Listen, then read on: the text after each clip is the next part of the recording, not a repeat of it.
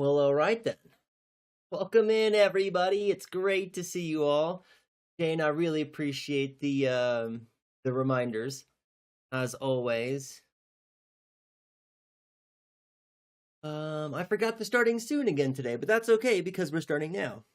All right. I hope everyone's doing really well today. Hope you're all having a fantastic one. I'm doing okay. I am surviving. It's been a week. But not a bad week, just busy. Just extremely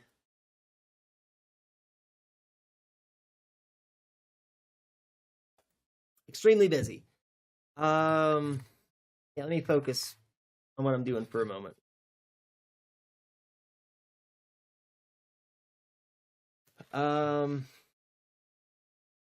Okay. Oh, I know I've got to get the before I do anything else. I forgot that we're having an issue with YouTube. Black Live Sources. Live. It is currently don't tell me that it's not live. It's literally right now live. It's right now. It is live. YouTube is live, right?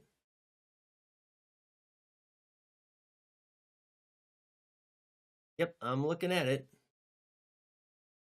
This is supposed to... Tabs are supposed to be... Glad that didn't become an issue. YouTube. Why for are you causing me so much trouble? Maybe it's not YouTube's fault. It might be, Stream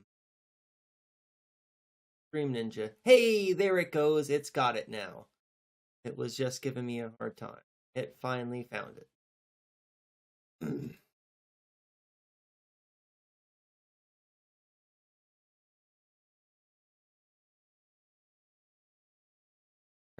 Type test again. Hey, there we go. Now it's actually working. We've got YouTube chat. Huzzah! Good.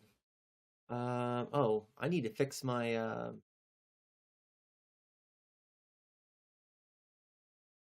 That's weird.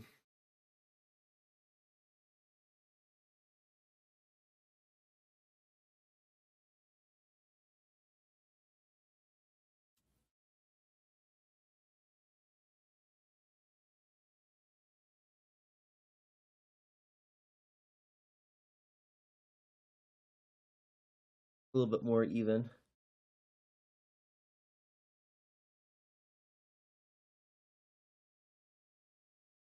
Lately, I've been resisting the urge to trim my eyebrows. I usually trim them, not every week, but probably 2 or 3 times a month, though, that I trim them. It depends on how quickly they grow. But I don't know. I'm just trying to see what they do.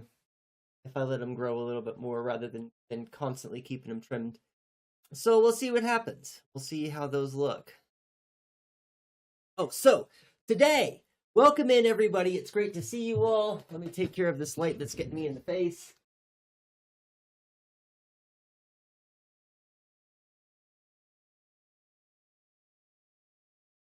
Do it. That's much better. Good. This week has been a week. That's what I was getting to. I was talking about my week, and it hasn't been bad. It's just been extremely busy. And I thought that by now I would be kind of caught up with my school stuff, but I'm really not. I'm really not. So much so not caught up on my school stuff that I almost canceled stream today because I've got one of my classes. I'm behind a whole assignment. So that's 26 submissions that have to grade for that. Not to mention that same class, this week they're doing their project proposals, which they announce in their discussion boards to each other.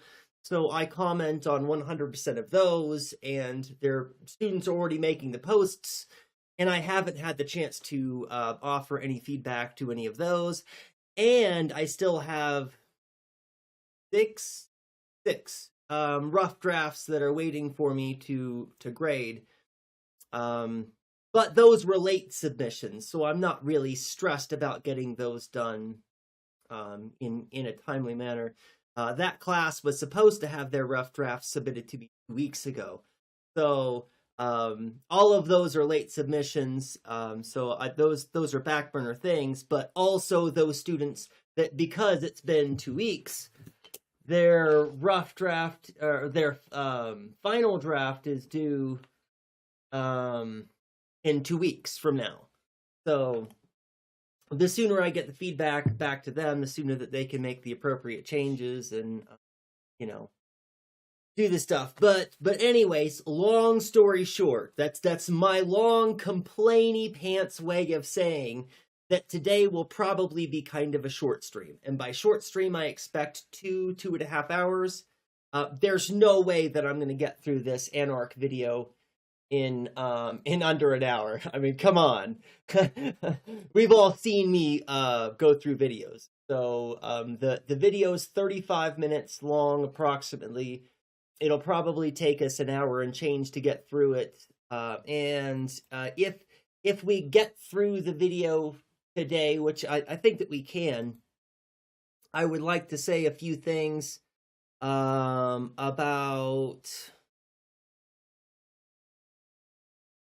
Hopefully it's going to fix it and go to the right one. I don't know why you couldn't figure out the right source. That's okay. We got it. I would like to address this, which I finally got around to reading. I also read Kaimatara's other articles, which were all fantastic about allyship, and what was the other one? Oh, the Maori don't vote. And they're all fantastic articles, but this one in particular is going to tie directly into the stuff that we've been talking about. And so if the content of the video is kind of what I anticipate it's going to be, then that will springboard us right into our full circle conversation that we've been having for the last few weeks about free will and determinism and how these concepts apply, how these words that we understand are not really accurate to what the ideal of these things is supposed to be, so far as freedom and liberty, which this is anyway. So that's the plan for today, is where we're going, is for me to watch the video and to take it kind of easy today. This morning I woke up at 6 o'clock in the morning, and I've been grading until an hour ago when I began getting ready for stream. So my brain is already really super tired. Just a heads up, I probably won't do a lot of long diatribes or tangents or those kinds of things. Not today, I don't think. We'll see. I'm pretty unpredictable. But while the video is going on, I'm also going to be rolling some cannabis for myself, because I haven't had time to get caught up on my... I'm all out. Usually I roll, so I have a whole bunch so that I'm ready, and I've got my medicine prepared so that when I would like to imbibe, I don't have to wait. Anyways, that's what I'm going to be working on while the video's playing. Let's get started. Let's hop right into it.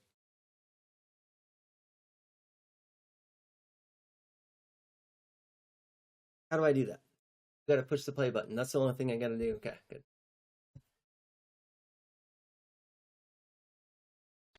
Hey everyone, Anarch here.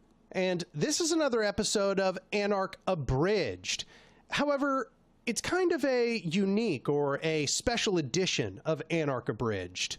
What I'm going to be doing in this video and the next few videos is offering a sort of summary of some of the video essays that I've produced on this channel. I'm doing that because I've actually had several requests to sort of boil down or simplify some of those videos.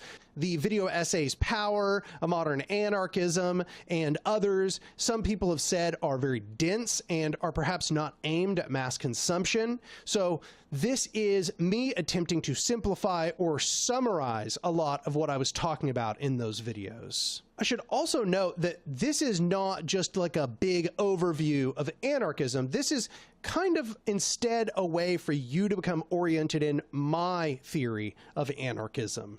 Even though I think that the anarchism I produce is largely just comparable to social anarchism historically, there are some elements that I have uniquely introduced into my theory which were not necessarily present in the history of anarchism. And those are things like complexity theory, systems theory, chaos theory, but also sort of holistically integrating intersectionality and the theory of the mega machine from Lewis Mumford and things like that. I think that this would be a helpful thing for me to do as well. I oftentimes rely on my knowledge and information and make certain kinds of assumptions or framework evaluations that are based on theories that I don't expound upon or explain or give proper credit to. And part of that is because I don't think very deliberately about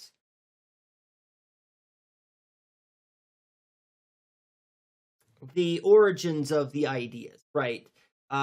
Once I've taken a good idea from some kind of philosophy, I take it and make it my own, and I kind of have a tendency to sometimes forget where it came from, and that it is actually important. It really is important to contextualize those kinds of ideological frameworks, or not just frameworks, but viewpoints.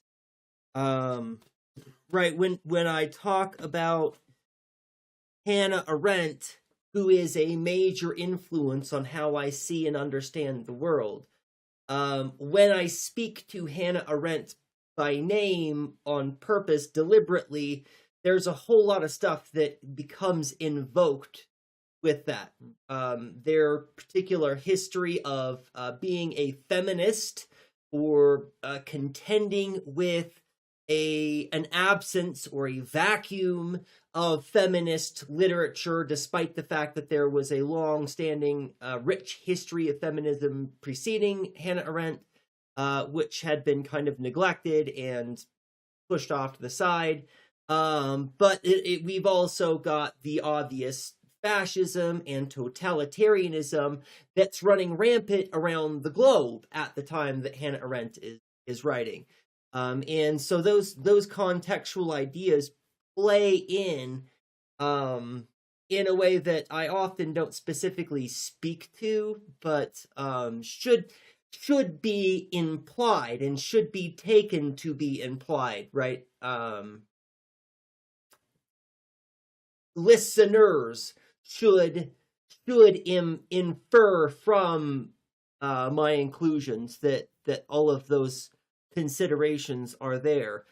But there's quite a lot of other influences that, like Malatesta is another good example. My anarchism is very closely akin to Malatesta's, but not identical. In the ways in which my anarchism are not identical to Malatesta, I couldn't speak to, because I haven't carefully, thoughtfully sat down and put together this kind of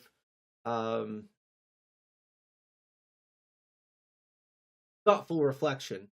I'm not sure what else. There's another name for it, for what it is, but it doesn't matter. Anyways, good idea, and I should do this.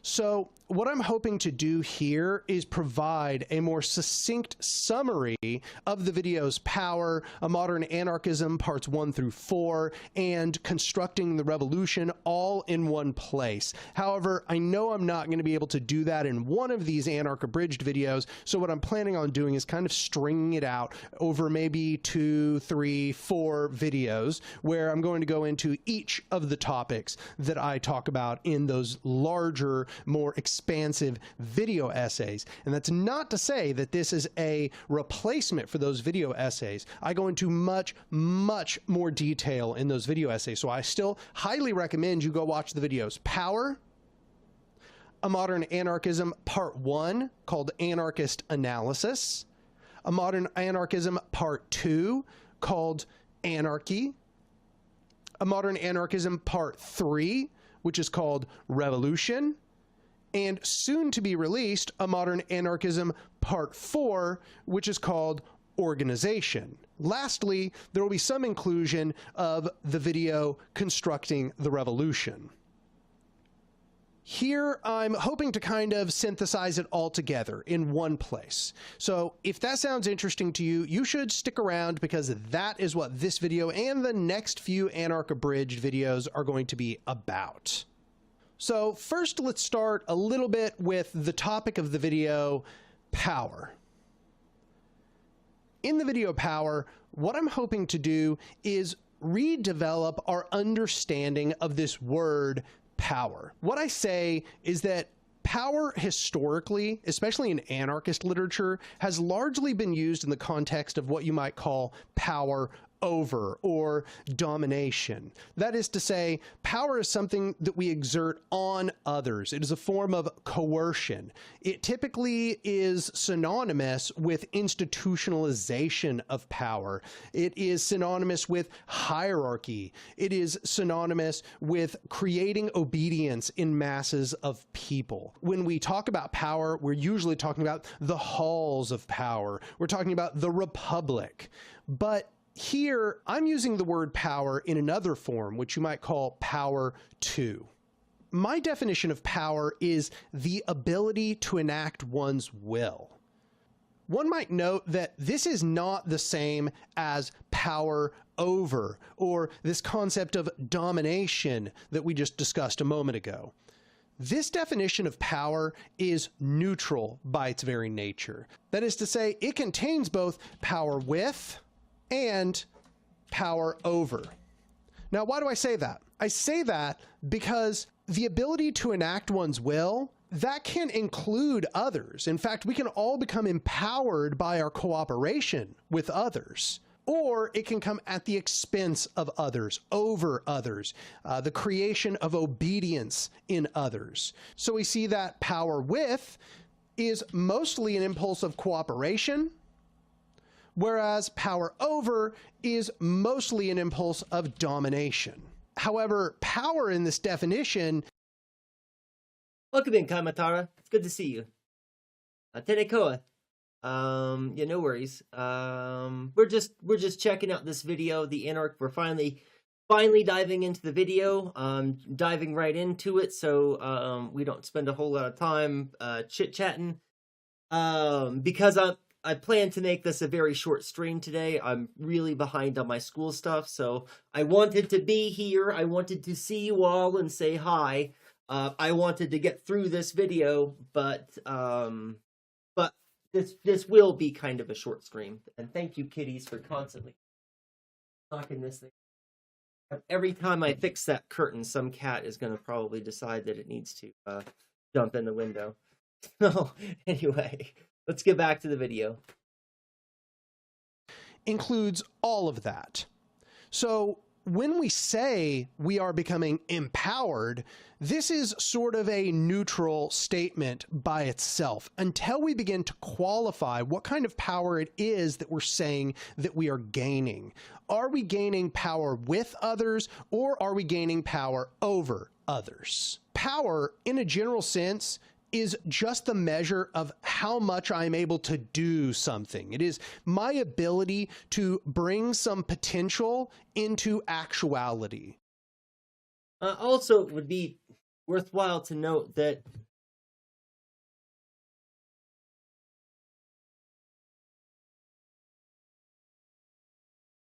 the way that Anarch is using power in it here is similar to the conversation that we were having about freedom. It sounds like the ability to actualize one's will in the material world would be a way that power is being used here. So there's probably a lot more that I'm going to want to say with how they're using power, but I'm going to wait until they're done, until they move on. That is to say, it's not just an abstract ability. It's not, for example, my ability to run a Fortune 500 company, because I could probably run a Fortune 500 company. However, I don't have the power to run a Fortune 500 company. I don't have this sort of coordinating benefit of being able to go and sit on that board of trustees or sit in the position of CEO and therefore do the work of controlling the Fortune 500 company, even if I have the ability or the capability to do so. Power would be if I actually could then go do that. If I could sit on the board of a Fortune 500 company, I would then have the power to control or manage a Fortune 500 company. But there's also a power / knowledge relationship here. So it's not just having the material mechanisms and vehicles through which one would be able to sit on a Fortune 500 company. It would also require that one understand how to do that and that they can do that. So there's a knowledge relationship here that goes with this power to as a necessary condition of that power. In the same way, I might be able to lift 250 pounds of weight, but I may not have access to 250 pounds of weight to lift. So until that I have access to 250 pounds of weight to lift, I don't actually have the power to lift 250 pounds. There has to be some coordination between my abstract ability, my potential, and the actuality of the matter. That is power. It's the coordination between potential and actuality. So this discussion about power over and power with, it sort of brings us closer to talking about what I call a power structure. And we're going to talk about different kinds of power structures here in a moment. But first, I want to talk about the anatomy of a power structure. So what is a power structure? In the work Power, I define a power structure as being social and material relations which vest beings within them with power above and beyond their individual means. So let's talk about that real quick. In my work, there are 4 different components to a power structure. Those 4 components are individual conditioning, interpersonality, social structures, and environmental structures. So let's go through those one by one. What do I mean by individual conditioning? Well, by individual conditioning, I'm talking about all of those things that are the result of nature and nurture acting on some given individual. This comprises all of their psychological and biological conditions. And that includes things like your ideology, a system of ideas that inform your individual outlook on the world. And this includes a pretty wide variety of things as well. It includes reward-seeking behavior, personal meaning, fear, trauma, delusion, bodily disfigurement or strengthening are also included. It would include also your ideology, and more broadly, like, are you a capitalist? Are you an anarchist? Are you a communist? Are you a liberal? And your religious convictions. Are you Buddhist? Are you Muslim? Are you Taoist? And all of those other things. Next in the list, we have interpersonal relations. So it seems like with the individual conditioning, we're talking about a relationship of being in time and interpolation. So we're taking material conditions into account, but in a way that is language that I'm just not used to. I guess.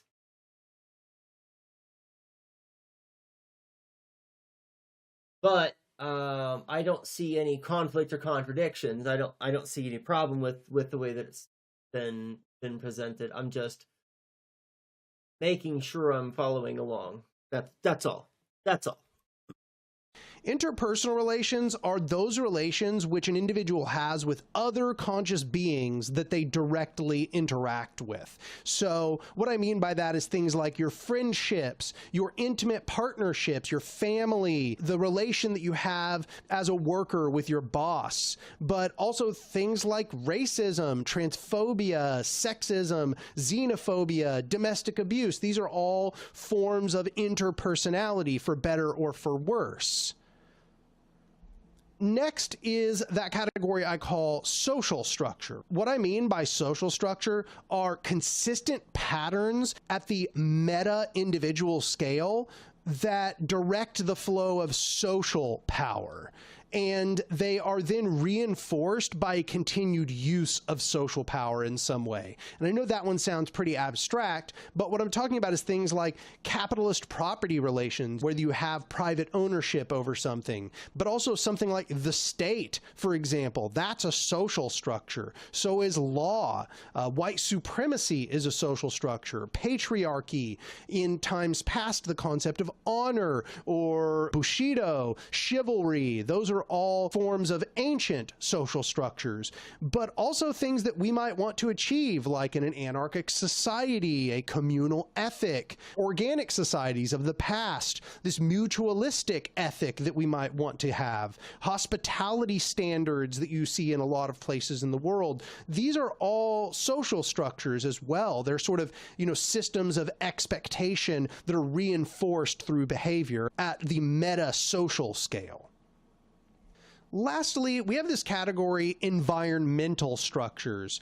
Environmental structures are non-conceptual structures that are embodied in the non-human physical world. These are structures which, were humans to cease existing, they would still remain. So everybody knows what I'm getting at when I say this, even though it's kind of hard for me to pin down precisely what I'm saying. If you were to imagine that you just deleted humans from existence, all those things in the world which would persist instantly right afterwards, those would all be examples of environmental structures. So I'm talking about things like the infrastructure we built, factories, buildings, technology, computers or armories, cars, tanks, firearms, but also the natural world more broadly. So things like forests, deserts, fields, animals, the asteroid belt, galaxies, even natural law. These would all be examples of environmental structures. It might be easier to just call this environment. A little nitpicky thing here. I don't think that technology counts in this way, unless I don't know. I'm not sure. For technology to have any meaning, somebody needs to be able to understand the technology intelligibly, right? So if we had invented medicines and those medicines still persist and are still around in the world, but there's nobody around to know that those are medications and to what they're used for, then they're just chemicals. It's just an organization of chemicals, right? The vehicles that we've invented would remain physically, but the technology of the combustion engine would be an afterburn, would be memory, it would be I don't know. it probably doesn't matter. It depends on how we're going to use this, how we're going to employ the ideas to understand power and power structures and their relationships. So I'm not sure where we're going to go with regard to that, but it depends on how we intend to apply this. It might not matter at all. I might be splitting hairs for absolutely no reason. It might actually matter. So I don't know, just something that kind of stuck out to me. And you'll note this last category sort of gives meaning to what I'm talking about when I talk about material relations in that definition of power structures that I gave a few minutes ago. These are what I call the 4 fields of power structures. So one might ask, why do I even separate it into these 4 fields? These 4 fields of power structures, they give us a cleaner way to understand how power structures actually function. And that is to say, power structures function through a combination of all 4 of these fields. However, there are distinct characteristics about how they function on each of these individual fields. And by being able to delineate and separate each of these 4 fields and kind of make sense of the dynamics for each of these 4 fields, it helps us be able to understand how they function and also how they might be dismantled or replaced with alternative structures. Because that's something I should note. I'm not just saying the enemy power structures function this way. Remember, a power structure is inherently a neutral affair until we start to distinguish what sorts of functions and what sorts of form that it has. That is to say, the alternative power structures that we might want to create will also be power structures. They will. I thought this was going to be the case, that the Anarch was leading up to. We're setting the stage for just hierarchies. It's sometimes considered in the goal of anarchism to eliminate hierarchies. And for some anarchists, this is true, but that's I think, a small subset of the broader category of anarchists. Most anarchists understand that there are natural, just hierarchies, and that the existence of hierarchies itself is not an unjust state of affair, in the same way that the use of power for non-coercion is inherently neutral. It doesn't necessarily have a moral substance or isn't itself necessarily unjust.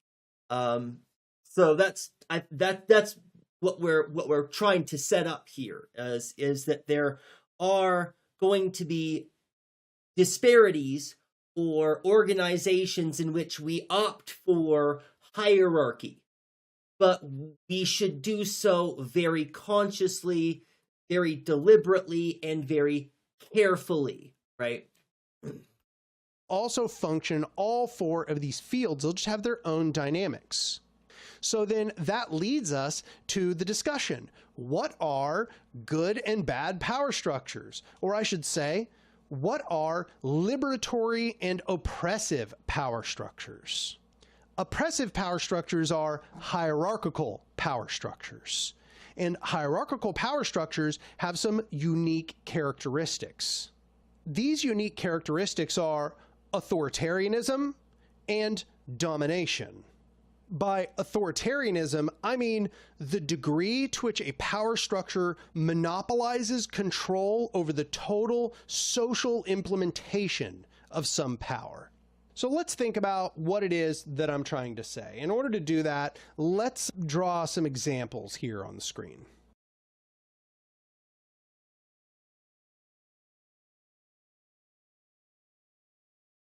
So what we've got here is a drawing of a bunch of individuals. Each one of these dots is an individual person.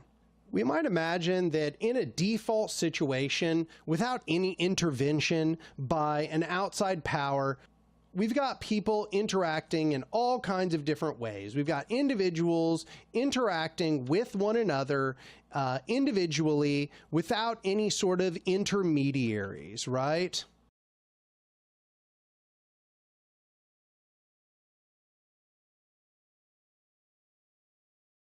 This creates kind of a network of the flow of power. We might imagine that each of these lines are sort of how power flows between these individuals. Maybe it's the distribution of products, maybe it's who they know and who they can call up in order to call in a favor, and so on. Authoritarianism is when more and more of the decision making about how all of this power flows begins to be absorbed into a smaller and smaller number of these individuals.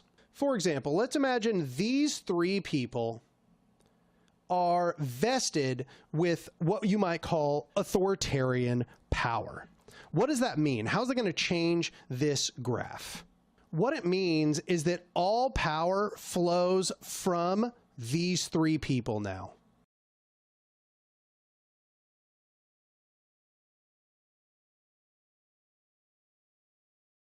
If anybody wants to make any decisions, or if anything is going to happen, it has to go through those three people. And that's not to say that they can't interact with one another, but they can only interact with one another to the degree that it goes through this intermediary, this body of people who's making decisions. And this is, of course, an extreme example. This is a very, very high degree of authoritarianism being played out here.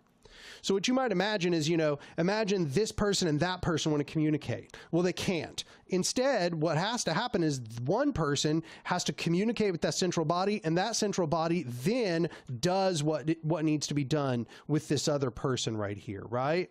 Imagine this person wants to communicate with that person. Nope, they can't. They're not allowed. Instead, they have to communicate with that body, and then that body now communicates with that person.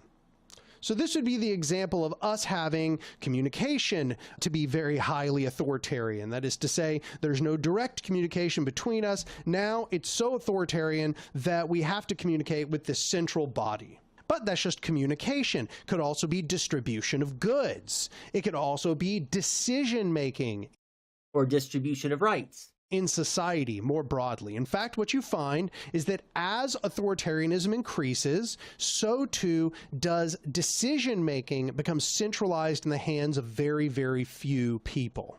So this is why that authoritarianism is highly associated with centralization. This is also why I use language about the degree of authoritarianism, because this is not an on-off switch, right? This is something that it can either increase or decrease based on the concentration and monopolization of powers. So, for example, you could have an even higher degree of centralization than I had previously illustrated. Let's say that person right there, they are the dictator. Everything that ever gets decided must be decided through them. They determine how the social flow of power takes place at a meta scale themselves. Nobody can communicate except through them. This person has all the power to make all the decisions about the social implementation of power in society.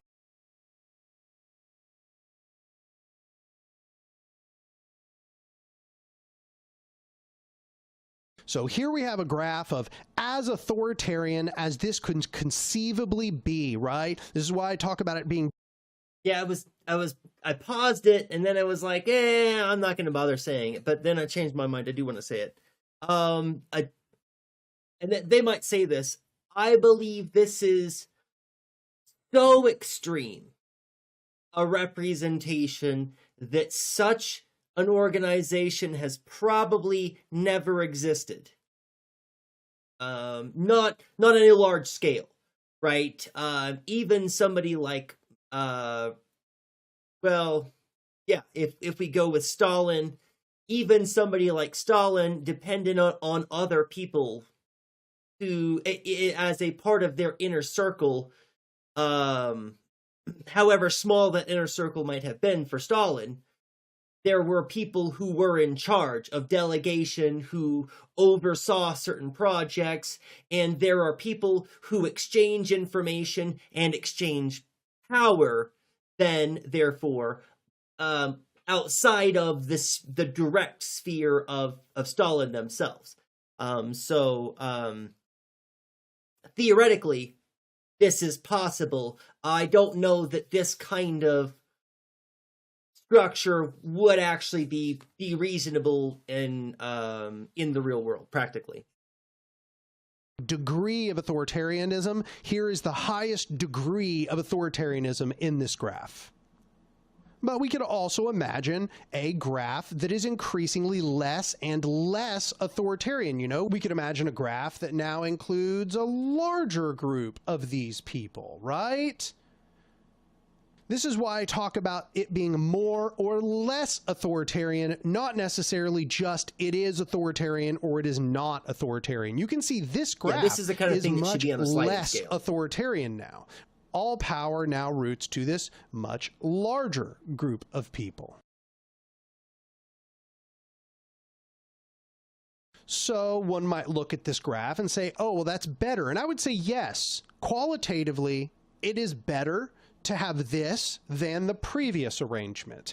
However, I would argue this is still not the ideal. We're looking to not have this in-group and this out-group here. What we're looking to do Better isn't good. Thank you. is expand the total number of people who are involved in implementation and decision-making as conceivably possible.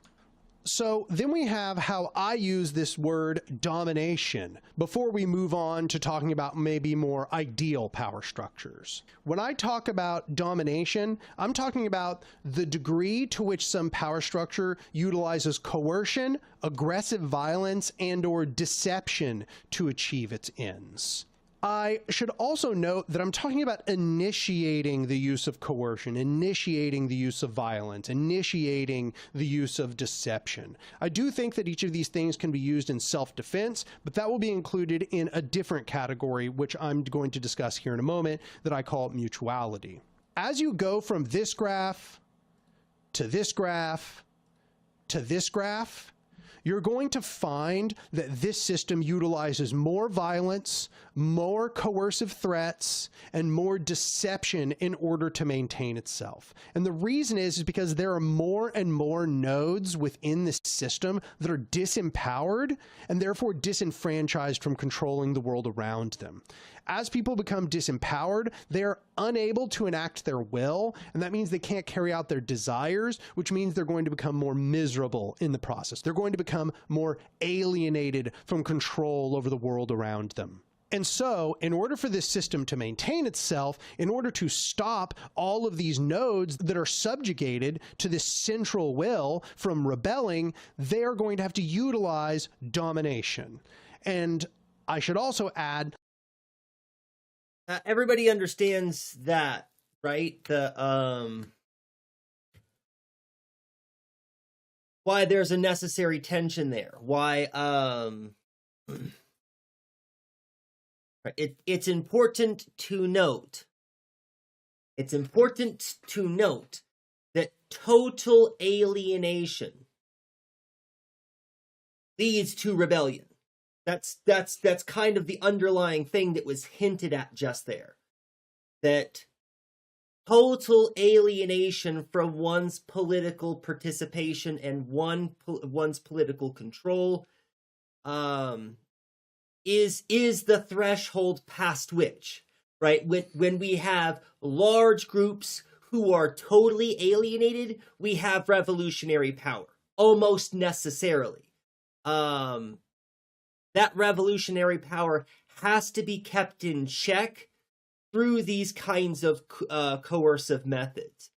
Now, something that we've talked about before is the need for the venting of social frustrations. And and this is probably where they're going. When we have these other systems, let me back this up a little bit. I'm going to have to Go way forward. Yeah. So if we have these other kinds of systems, right? What these do, rather than providing us with more freedom in any kind of realistic way, what these kinds of structures do is they provide more venting mechanisms. So there are lots and lots of alienated individuals here, and there are enough alienated individuals that they could contend with the ruling class in this particular model. But they probably won't, because there are mechanisms for them to vent their frustration that this system, which is probably a liberal system, is going to provide for them. Good. I'm glad you're following along, Jane. Thank you for putting words in chat. I appreciate you sticking around, hanging out, and watching the video with me. It's always good fun, isn't it? Oh, I've got to fast forward this back to like 35 seconds. Think about.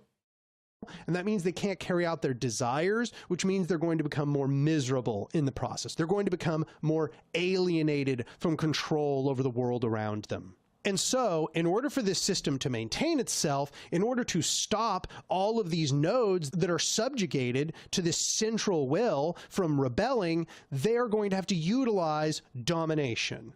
And I should also add that as one uses domination in order to bolster their power structure, they are going to tend to increase this centralization of power, and it's going to look more and more like this graph. So, what is the alternative? The alternative to authoritarianism is what I call libertarianism, and that is the degree to which decisions about the implementation of total social power are socially distributed.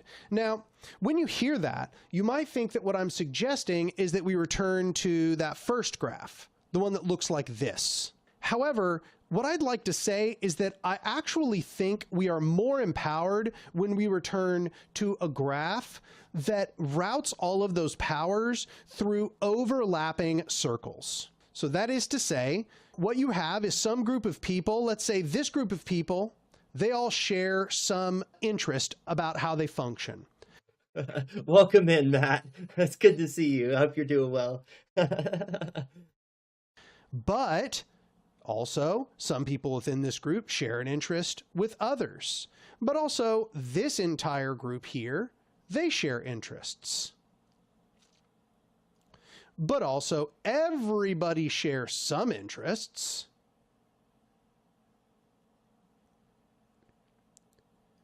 But also, sometimes these people will share interests. And these people here, maybe they share specific interests, and these people share those interests, and these people all share an interest, and these people share interests, and so on.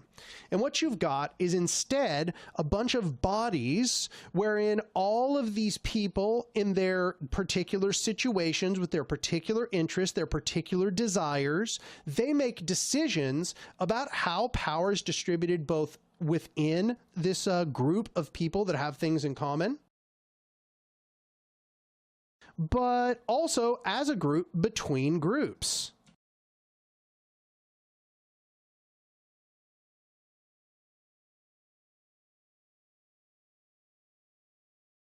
And so on and so on and so on. So that is kind of what it looks like, huh? It's starting to look like that. But I was actually just about to pause and then go, well, wait a minute. But then I think that I'm understanding. So what we're talking about is rather than the flow of power, right? So the not that. Where's the now I've ruined it. So what is the alternative? The alternative to authoritarianism is what I call libertarianism, and that is socially we return to say is that I actually think we are more empowered. How interesting is that distributed. Now, when you hear that, you might think that what I'm suggesting is that we return to that first graph, the one that looks like this. He didn't spend enough time on this page, right? So I think that what this is supposed to be demonstrating is the flow and direction of power, and in the other formalization, right? What we have are flat structures of power that are determined by the group dynamics. I think that that's what it looks like, and I think that that's kind of the idea that we're going for here. Are flexible to different circumstances. The system I'm demonstrating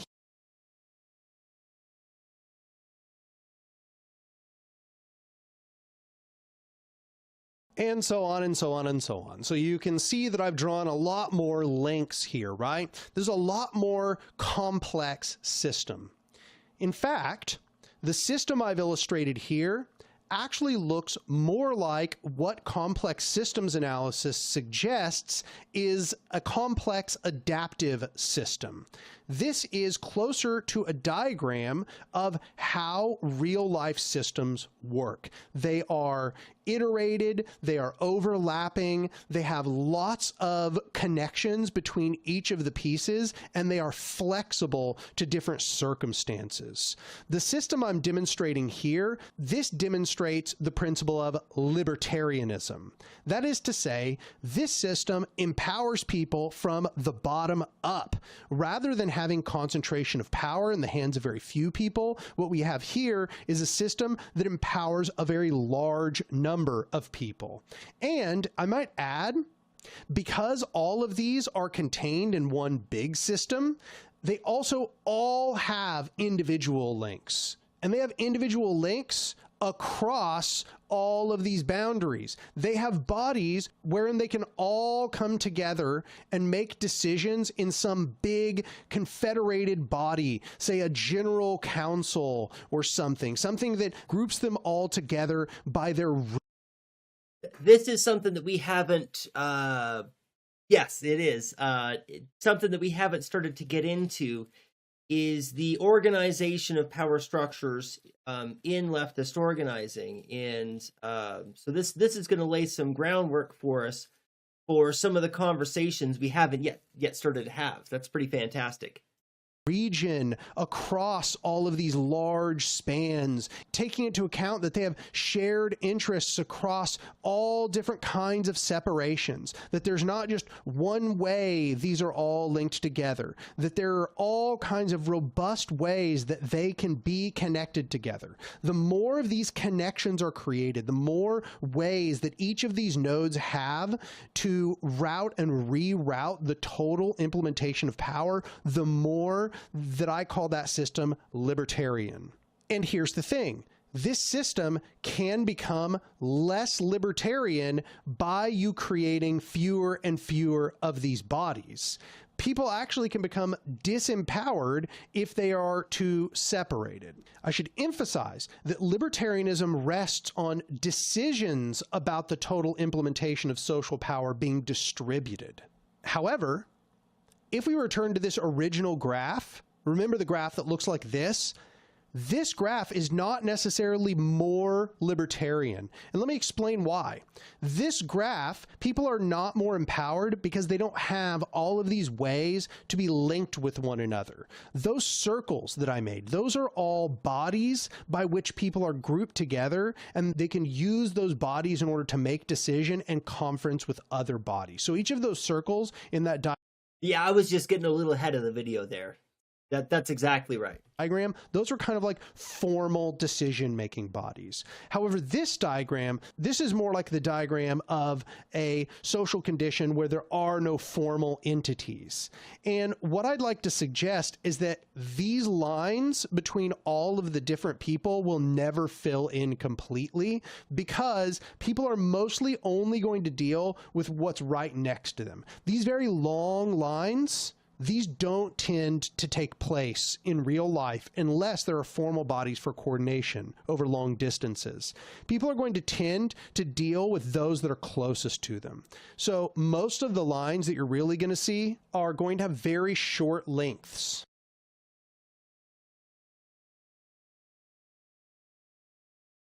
This leads to tribalism. This leads to people only focusing on their individual interests. If you don't create those bodies by which people can communicate and have an interest in communicating and making decisions over long distances, and with people who maybe don't have just their own particular local interests in mind, then you're probably not going to get those much longer lengths. So what you can see here as well is that this is not a completely connected. I forgot about that story. I had to go Google it, and I forgot all about that story. It did not end well. The libertarian paradise, yeah, it did not. Yeah. But no, that's absolutely right. That the word libertarian has been bastardized by the right, period. This is something that Jane brought up, I think, in the very last stream. Maybe it was a stream before that.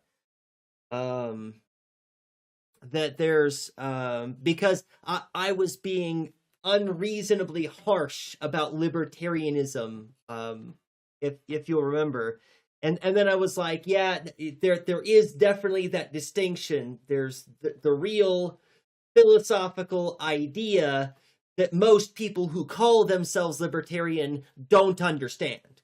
Clearly have no idea what they're talking about. Yeah, and the only cop car in town broke down. Right.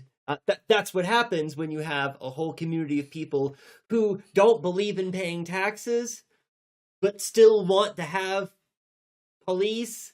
Right? You can't have one and not the other. But the whole project was really pretty.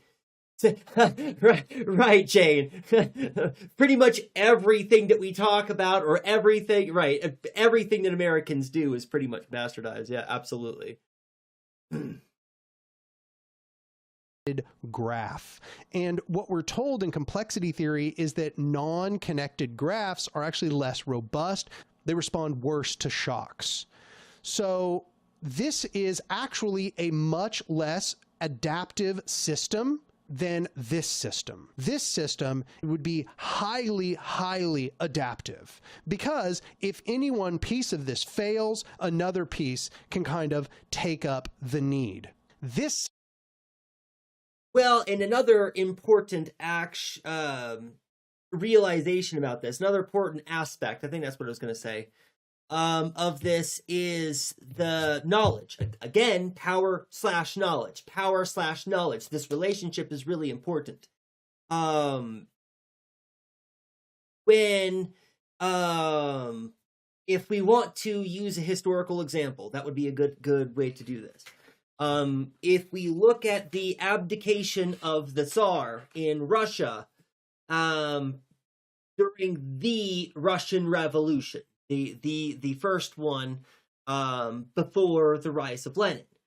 So what had happened was, after the abdication of the Tsar, there were no formal structures to protect state and capital and the bourgeoisie class. So all of the bourgeoisie left. All of the merchants and the capitalists who had been orchestrating the government, they all left.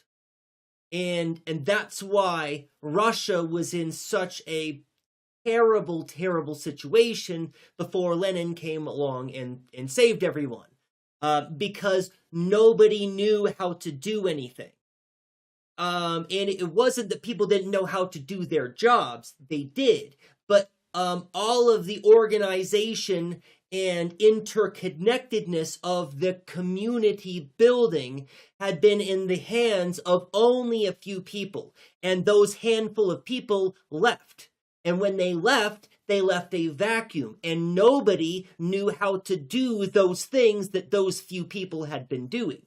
So farmers were still growing their food, right? But nobody was coming to get the food to take it to take the grain into a grain processing facility. And nobody was at the grain processing facility to take the flour to the bread shops, right? And there was no coordination, there was no organization, nobody knew how to do those things, or rather all of the people, the few people who did know how to do it, left, right? So what Lenin had to do was begin to organize people, and once the people got organized, it became obvious, right, what to do and how to organize and how to network. But they had to get started somewhere, and that was the thing. There wasn't any exactly. Jane, there was zero prefiguration. It was kind of an abrupt thing. We might, historically looking back, we can see from our perspective that the Nicholas II was a terrible ruler, who had no idea what they were doing, who was running the country into the ground, and that it was an unsustainable situation. But the people who were in that situation had a long series of tsars who had come along and managed everything quite beautifully. So everybody was under the assumption that everything was going to work out fine, right? So it's one of those interesting things that it hadn't occurred to anyone that prefiguration was going to be necessary. Because it was just an all of the sudden, Nicholas realized that there was nothing that they could do, that they were going to lose power one way or the other when they abdicated. And then, again, just that big vacuum that was left behind. So, yeah, that's exactly right. And that's why there's a tendency for these kind of ideas to be perpetuated and maintained for just that kind of reason. Right? It's not good for communities to get caught with their pants down, so to speak. System, if one piece of it fails, well, probably not much is going to do anything to bail out that component of the system. It's just going to fail. It is not going to be a very adaptive system. So while we're here, I want to talk about the opposite of domination. The opposite of domination is mutuality. And I kind of mentioned it a minute ago. Mutuality is the degree to which power structures utilize cooperation, self-defense, and free thought. So here we see this impulse of self-defense. I'm sorry. The dogs were barking and I wasn't paying attention. I have to back it up a little. So while we're here, I want to talk about the opposite of domination. The opposite of domination is mutuality. And I kind of mentioned it a minute ago. Mutuality is the degree to which power structures utilize cooperation, self-defense, and free thought. So here we see this impulse of self-defense.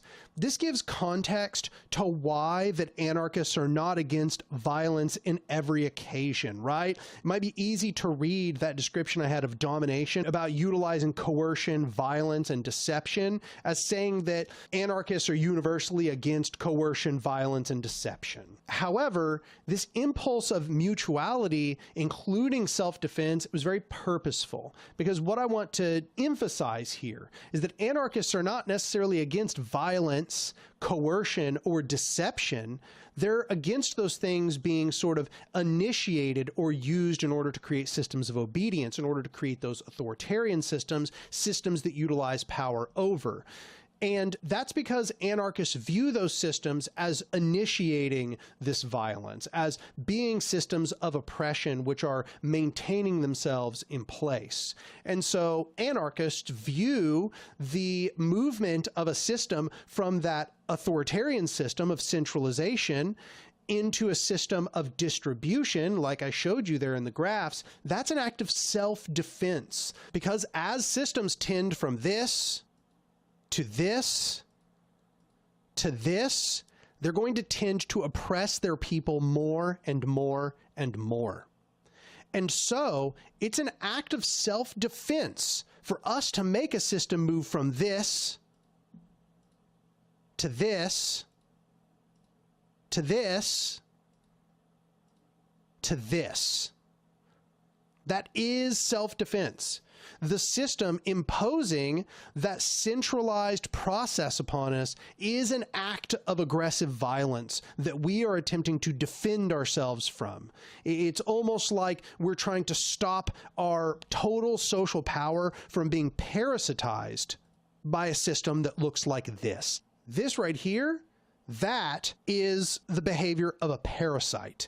It is parasitizing the rest of this system. So I hope those diagrams helped a little bit to give you an idea about some of these principles that I've laid out here, about libertarianism, authoritarianism, mutuality, domination, but also kind of like more broadly, those concepts of individual conditioning, interpersonality, social structures, and environmental structures. And I know that in one big sitting, this might be a lot to take in. So I'm going to kind of wind down just about here, but I hope that that kind of helps you understand some of the anarchist perspective, because what I've just said there, even though maybe I've used different kinds of examples, different sorts of visualizations, even different sorts of language at certain points, this is the argument that anarchists have always essentially been making in one way or another.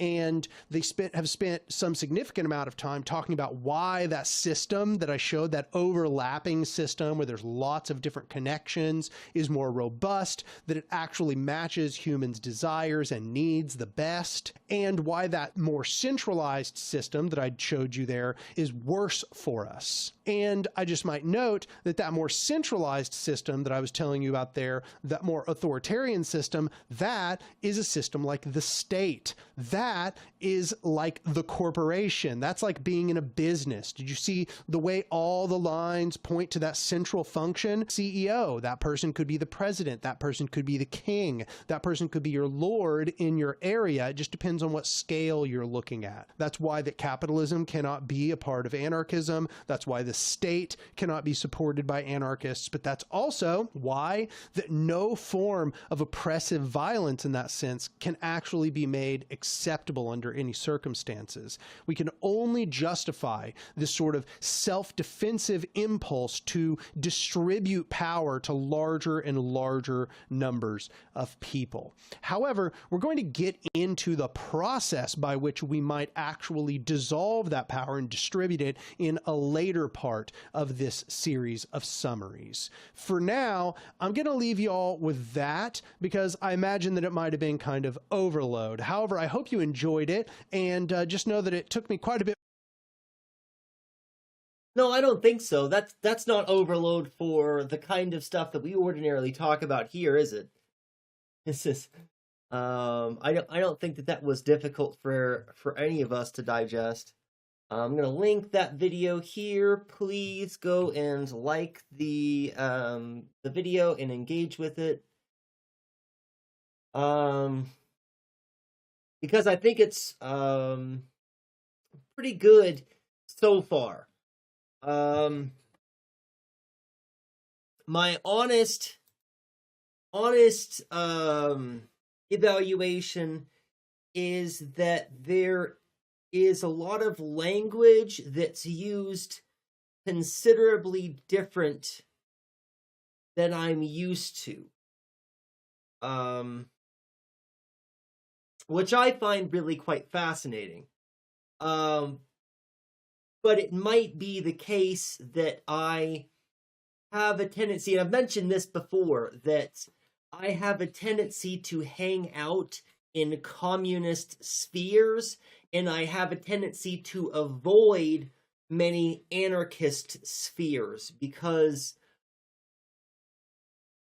of the focus, because of the dedication to being real with material conditions, and that we'd mentioned before, that there usually in many communist groups or communist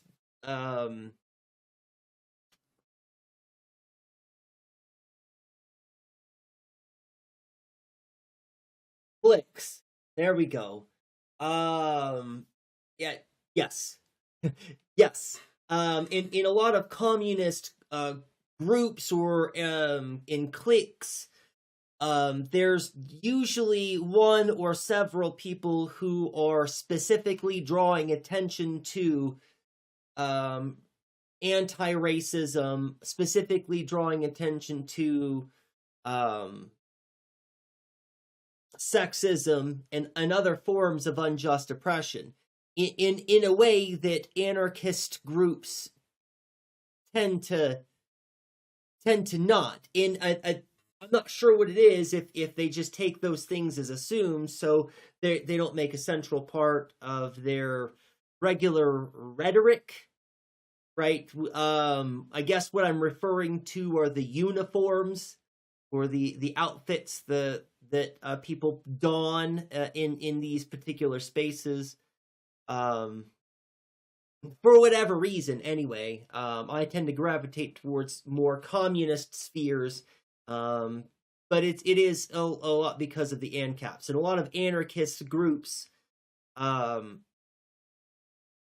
just too many people who don't understand what they're talking about.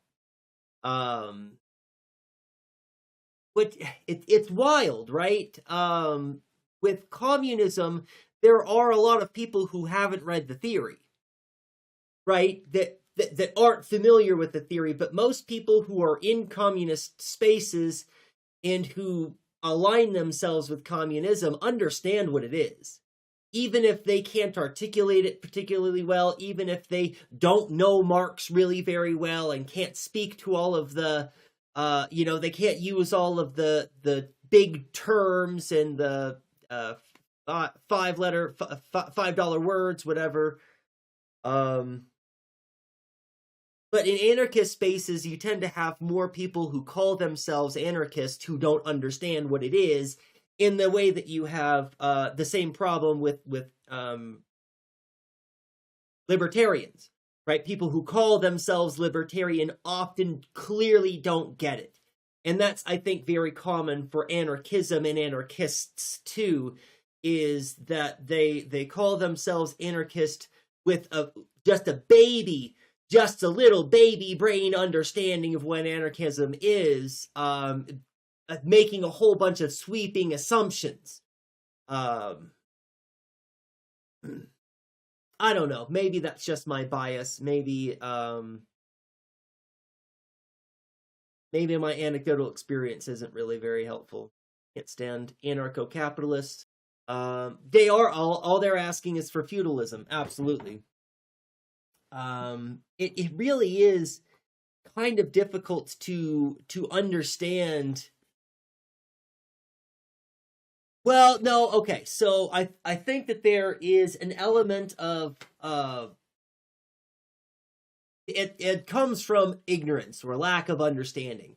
But I think that there is a tendency for people to want their cake and to eat it too. And ANCAPism is one of those things that pretends to offer that kind of thing, right? We are not going to have any coercive or oppressive hierarchies, that no state that's going to tell us what to do. But they don't want to dedicate any time or energy into figuring out how we actually account for people's rights or liberties in any kind of meaningful way. They just want the government to not interfere with their own business enterprises. They want the government to not interfere with their own personal enterprises. They want the government to not have their hands in their healthcare enterprises. I get that, right? But if we haven't secured people's rights and freedoms, then you have created an even more abusive and even more coercive state of affairs than we have right now, right? Just think about if we had capitalism, but we didn't have equal employment opportunities, and we didn't have OSHA, and we didn't have whole boards of federal bureaus whose job were to make sure that businesses aren't taking advantage of their customers, and that customers' data is being used responsibly, and that products are safe for consumption, right? Here in the United States, that's kind of a laughable joke anyway. The shit that we eat, that we are fed by our corporations, is literally fucking poison. So, but in other countries, you know what I'm talking about. In other countries, you have agencies who care about the food that the population consumes, right? And these are important regulations that, even though the states themselves are oppressive and are the cronies of capitalism, right? The state have to keep us alive enough, right? The state has to give us enough space so that we don't die under the crushing boot of capitalism, so that the relationship continues to work. If we get rid of the state, but we haven't gotten rid of capitalism, the boot crushes everyone. That's what will happen. That's a necessary consequence. That's what happens. Unmistakably, incontrovertibly, necessarily, without exception. That's what happens. I feel like when most people want a moneyless, stateless, decentralized society, they don't realize that's also what communism is. Right. By the way, Anarch is very critical of dialectical materialism as well. Good. That's going to be a very helpful perspective, Jane, because I really love dialectical materialism. It's one of the fundamental things that I depend on to make sense of states of affairs. The metaphysics of the world is, I consider myself a dialectician, right? That's two primary lenses that I use is rooting out unjust oppression and material dialectics. Those are the two primary lenses that I use to understand the world. So I can't wait to get more into Anarch's criticisms of dialectical materialism, because that will be helpful for me to recognize my own blind spots and my own what is it? It's kind of like bad faith, but it's not quite bad faith. It's my own incorrigibility, right? This is good for humility and incorrigibility. These two things I think of kind of dialectically. Right, so I've mentioned incorrigibility before. It's that we believe we are beyond correction, or what we believe or what we know so concretely that no amount of other evidence is going to convince us otherwise. Right, that's incorrigibility, and actually ties in with really quite well with one of the directions that I wanted to go. We're going to get to that in a minute.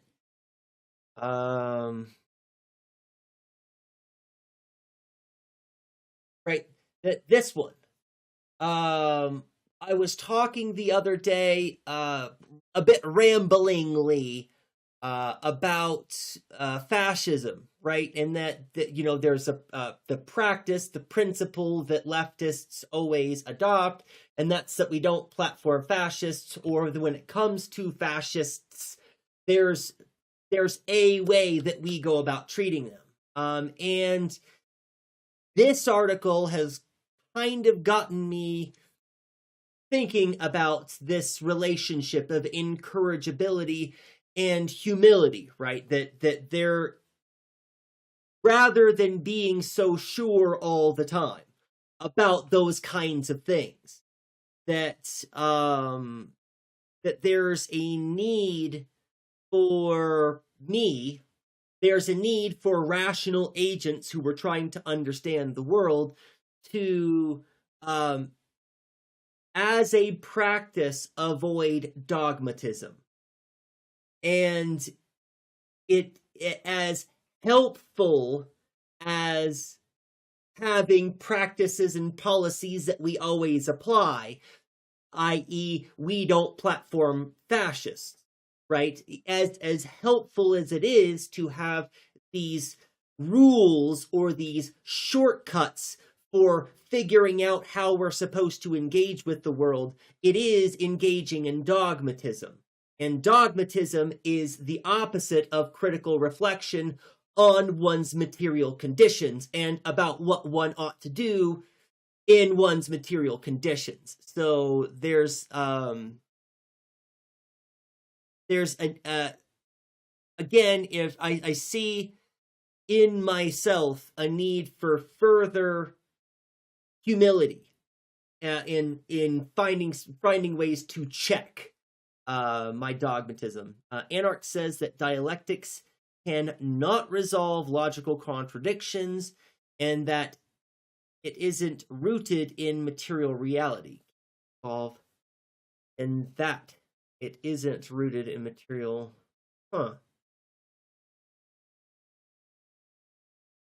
I bet there's going to be a component of ideology that sneaks itself in. And that's probably what Anarch is going to draw attention to, that that no matter how materially we try to embed ourselves in the world, that there's always an element of abstraction which removes us or alienates us to some degree. But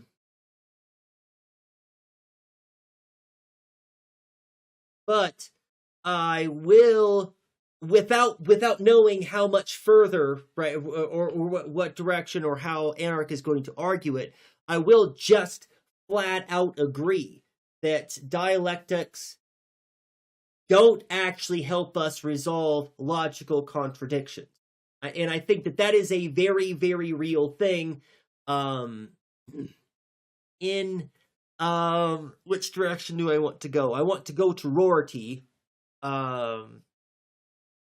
Rick Rorty, but do I want to go? Let's just go right there. So this is something that Rorty, who is an ethicist and a pragmatist,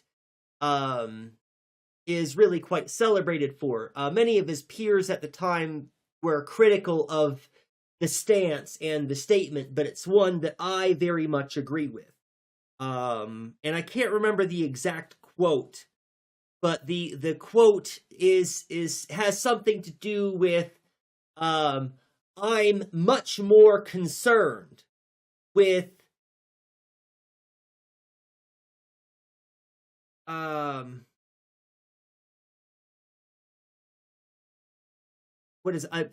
much more concerned with making moral choices which benefit people than I am with working out the internal logical contradictions which say that we can't. Which and that's not quite how the quote goes, but it's something along those lines. Rather than spending time trying to figure out how to work out the logical paradoxes that prevent us from feeding and housing people, we should just be feeding and housing people and let the contradictions work themselves out. Actually, I think that might be that we should be concerned with meeting people's moral needs and let the logical contradictions of how work themselves out. The quote is something like that, and that's something that I absolutely agree with. When you get into the weeds, when you get really deep into the weeds of ethics and how we construct moral frameworks that work for multiple different viewpoints and take into account everybody's rights and everybody's interests, what we have are these overly complex and often obtuse systems that help us frame everything in thoughtful and creative ways that make sure that we're not missing any of the nuance, but they don't do anything to help us actually solve the problems. That they don't actually feed anybody or house anybody, right? And in that case, those frameworks aren't actually doing us any good. And so there's a common argument there, and I think that dialectical materialism, in a lot of ways, itself doesn't help us sort out the paradoxes. What does help us sort out the paradoxes is direct action. So we have to take the step out of in between those, right? And get right to the praxis. Or rather, that people who use dialectics are fine with logical contradictions. Right, that is also true. People who use dialectics are fine with logical contradictions. I am the kind of person that is okay with logical contradictions in a lot of ways. I am more mindful of internally antagonistic contradictions, like Karl Marx points out about capitalism. Right, when we have internally antagonistic contradictions, then we're creating a system which is going to fail anyways, inevitably. And those contradictions usually come from some kind of coercive, oppressive relationship that's existent, or can be traced back to. Do analysis techniques typically solve what they analyze? No, I would say no. Well, that's hit or miss, Matt, actually. Do analytics, analysis techniques typically solve what they analyze? That's a yes and no. So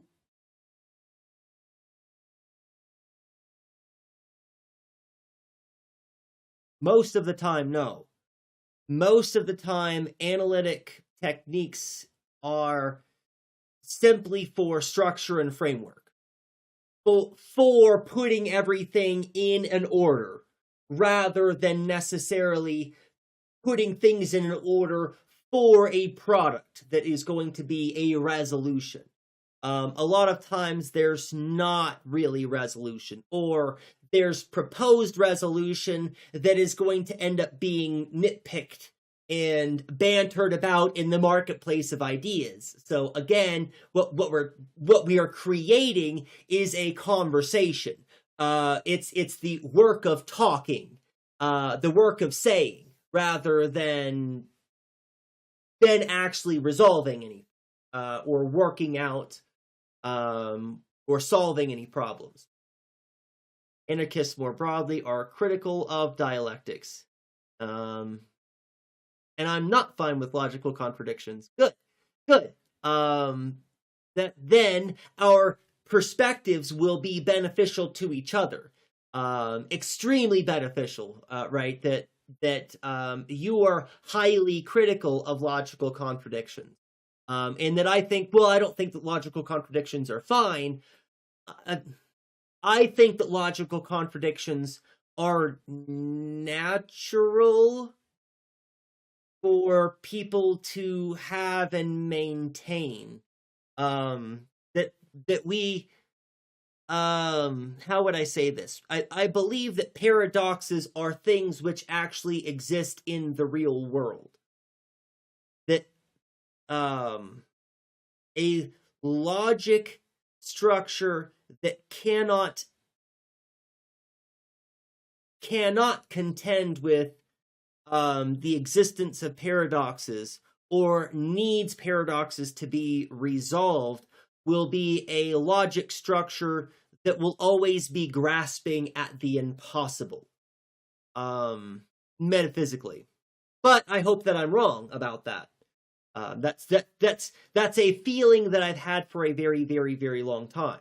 The first few years when I first began to study philosophy, I was very much had the same attitude as you, Jane, that I wanted all of the logical contradictions worked out.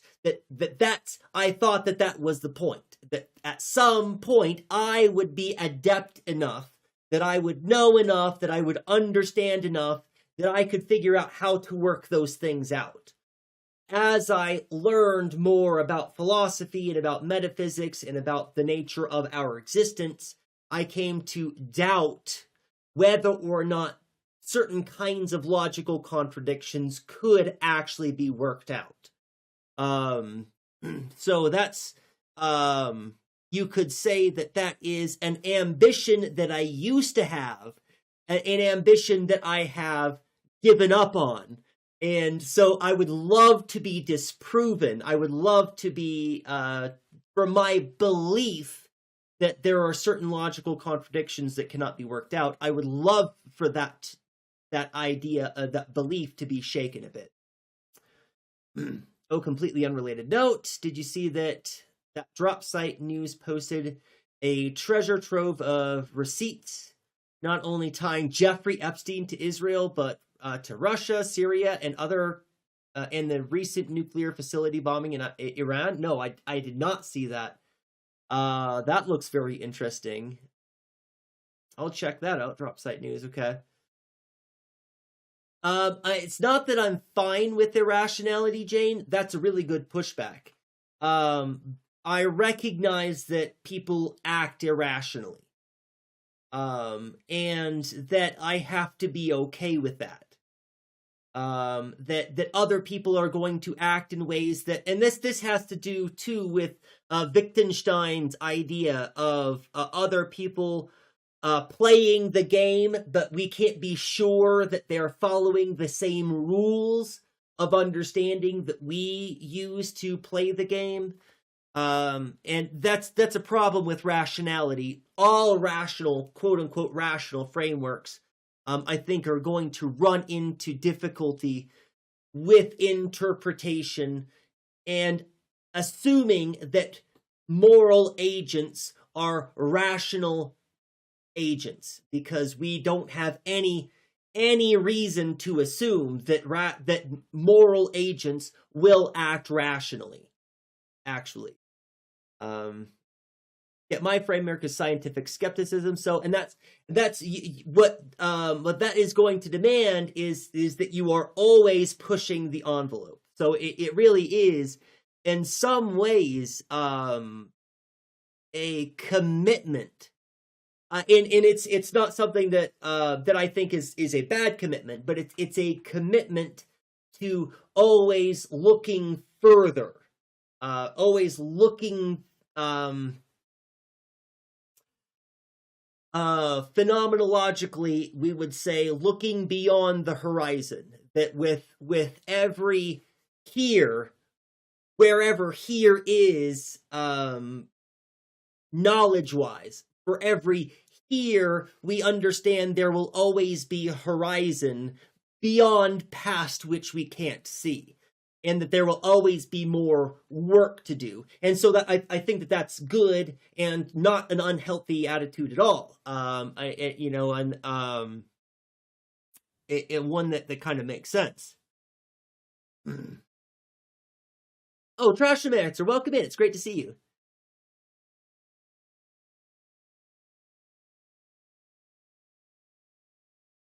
Oh, yeah, yeah, awesome. If you got a link, that would be fantastic, Matt. Awesome. Yeah, thank you. I appreciate that. I was going to ask you to put a link, but I was like, I could just find it. It won't take me that much, but that'll save me some time. Thanks. Good. Good. So, really not a very long article from Kayamatara. We can probably get through this in about 15 or 20 minutes. Maybe if it goes a little bit long, then it'll be okay. I was hoping to keep my stream right at about 2 hours, but we might go over. I don't think anyone here is going to mind if we go a little bit long.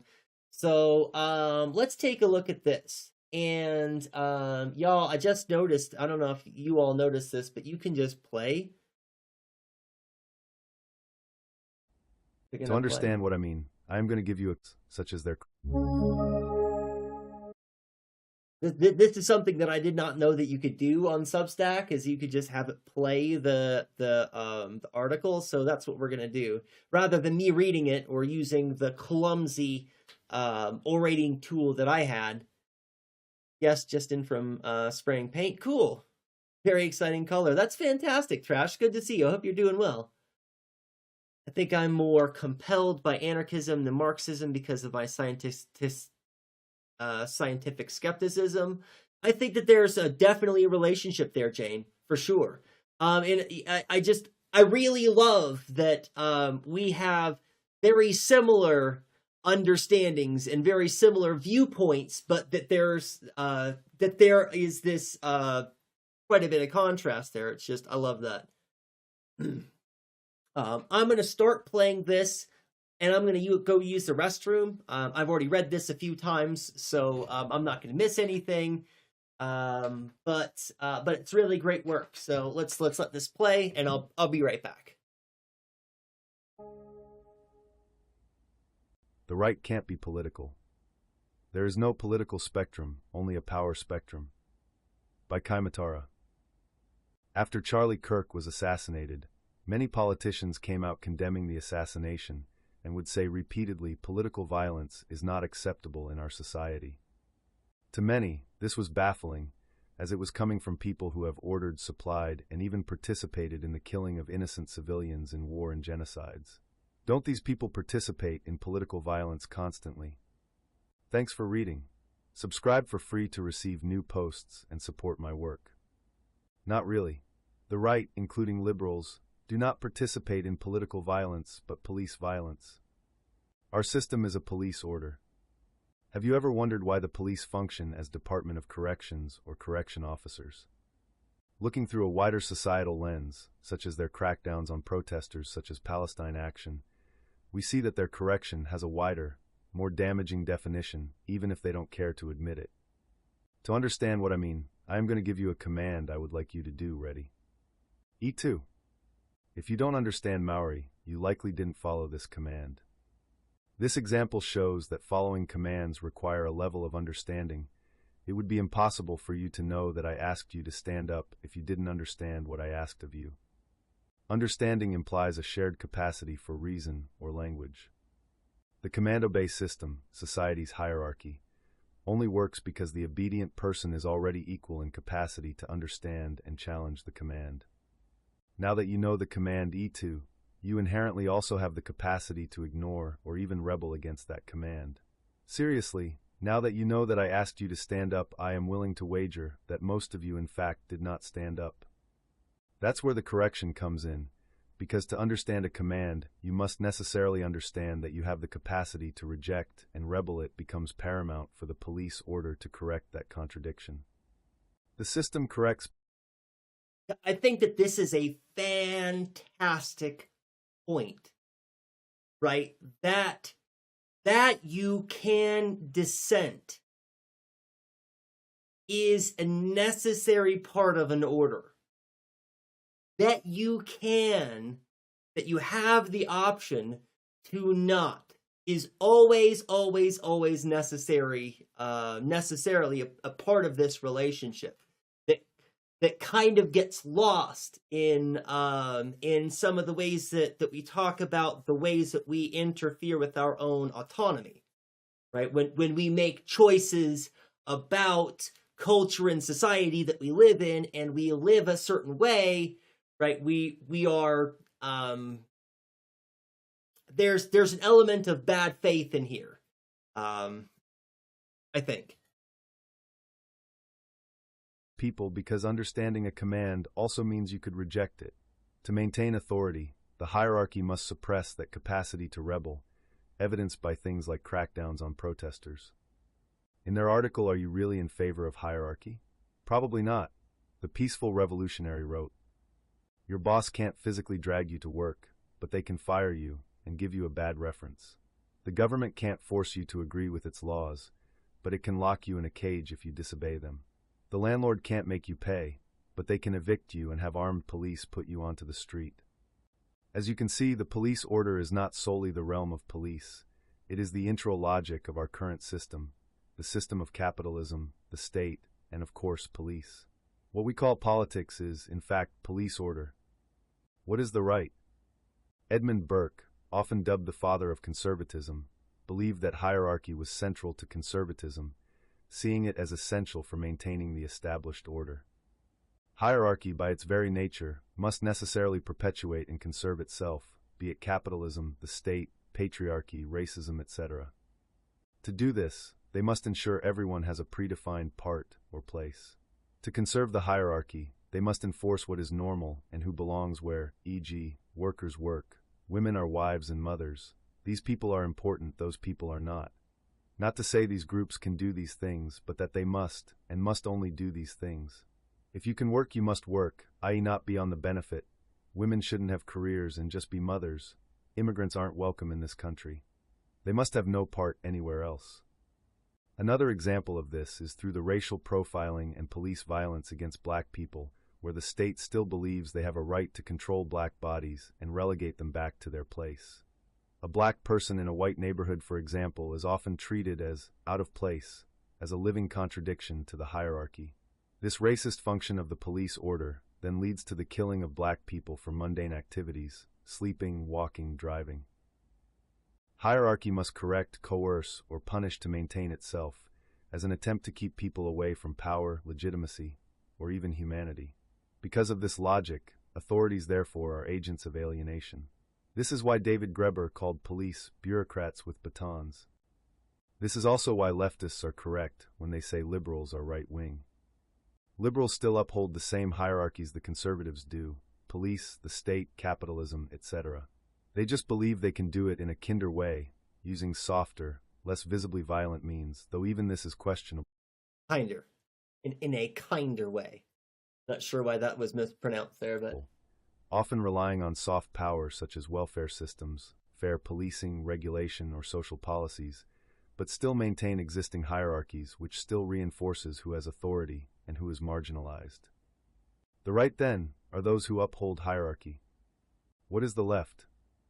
As established at the beginning, the contrast to hierarchy is equality, so naturally the left would be on the side of equality. Equality in this sense isn't about literally making everyone equal. As in formal parity, it's a disruptive principle, a force that challenges the hierarchy itself. To elaborate, remember earlier when I talked about the parts having no part, relegated to specific spheres, under a hierarchy. Take the worker example. When the revolutionary proletariat claims to represent everyone equally, not just workers, think the line from the Internationale.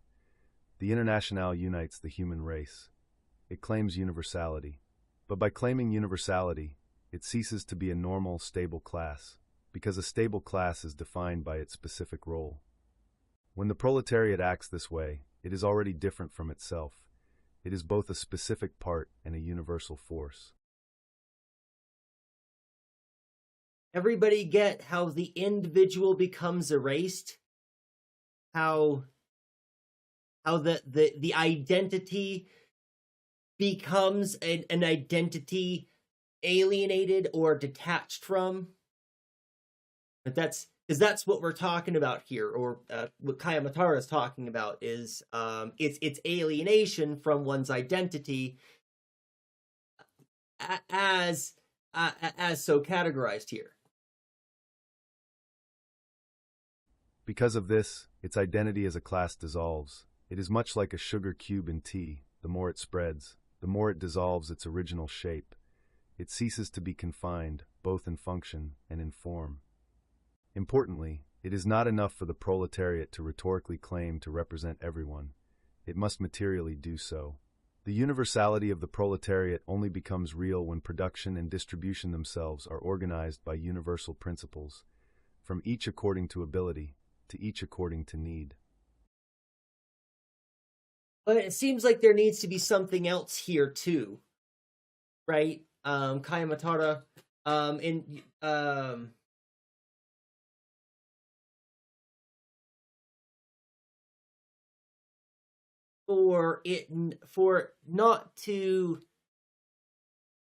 for it to maintain its salience.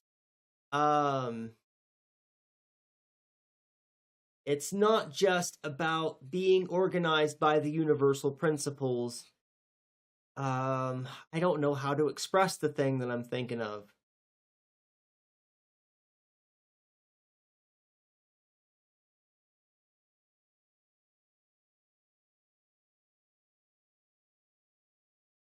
It's a relationship that exists through the people and by virtue of their relationships. At no point is there anything aside or above or apart from those from those formal bodies. Yes, that's kind of what I'm thinking. What I think I'm thinking, Jane, is that it's about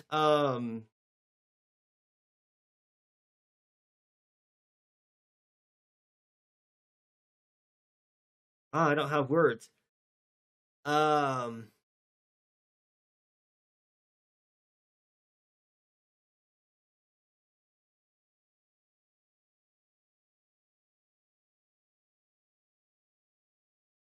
It's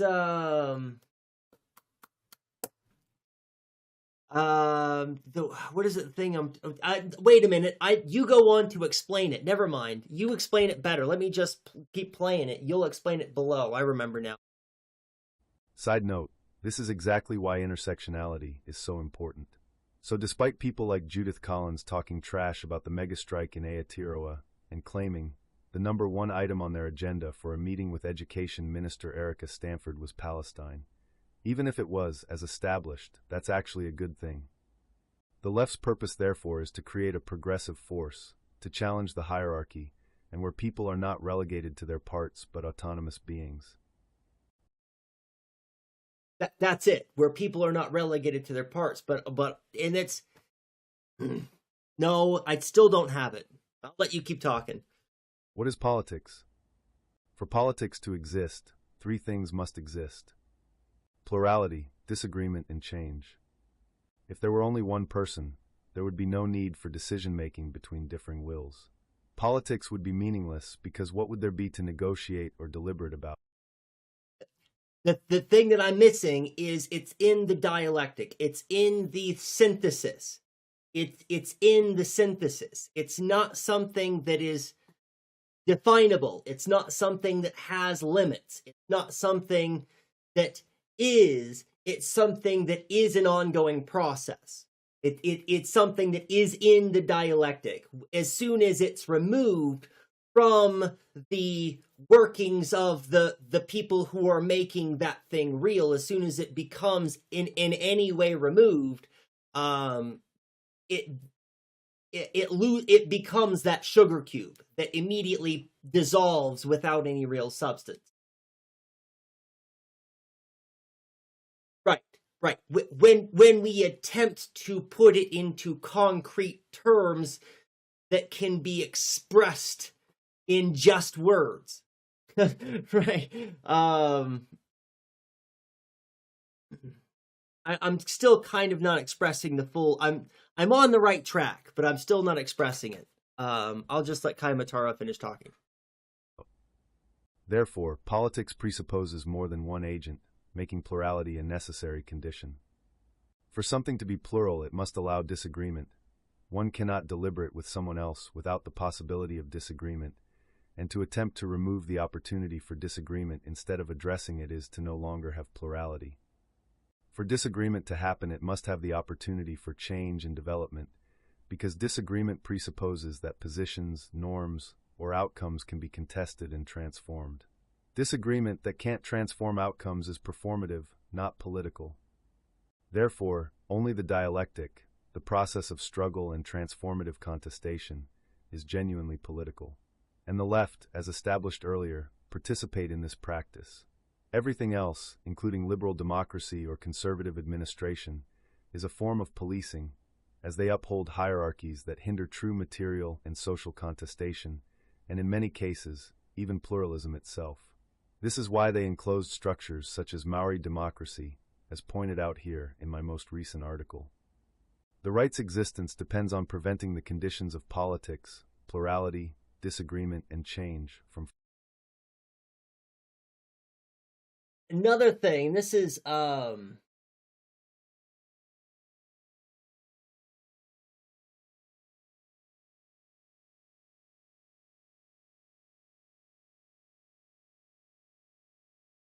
and this is part of the thing. Again, there's a relationship here.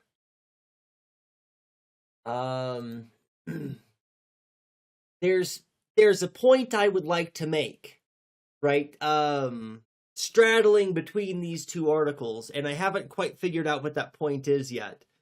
But the point has to do with me, right? And making me a different person.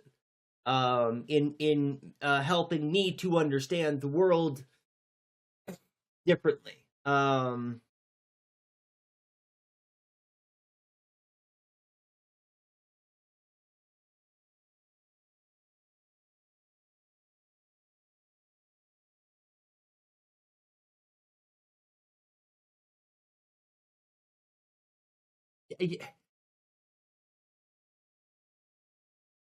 I need to stop trying so hard. My brain is really tired today already. I need to stop trying so hard and just let Kaimatara finish the point. Flourishing. To protect hierarchy, it must continually close the space of politics. Were it ever to truly open that space, it would dissolve its own reason for being. In short, you politicize something to force it to change. The left's role. You police something to keep it from changing. The right's role. A false distinction. Conservatives may try to disagree with this and claim that the state and capitalism are polar opposites. However, this is a false distinction. The state is not external to capitalism, but in fact one of its internal conditions of existence. This is because the function and relentless drive of individual firms drives them to act in self-destructive ways where each pursues profit and survival by cutting costs and competing ruthlessly. Yet this behavior collectively undermines the very conditions capitalism needs to reproduce itself, such as stable demand or a healthy workforce. No firm has the incentive or capacity to secure these long-term conditions, and this is where the state factors in. Dependent on taxation and accumulation for its own survival, the state simultaneously provides what capital cannot: property rights, legal frameworks, currency stability, education, welfare, infrastructure, and crisis management. It acts as what you might call the ideal collective capitalist, ensuring the system as a whole continues, even when individual firms threaten its collapse. The state manages capitalism's contradictions and guarantees its survival. Without the state, the competitive logic of capital would eventually destroy itself. Without capital, the state would lose its material foundation. And as a side note, Kaimatara, if you have not already produced such a work,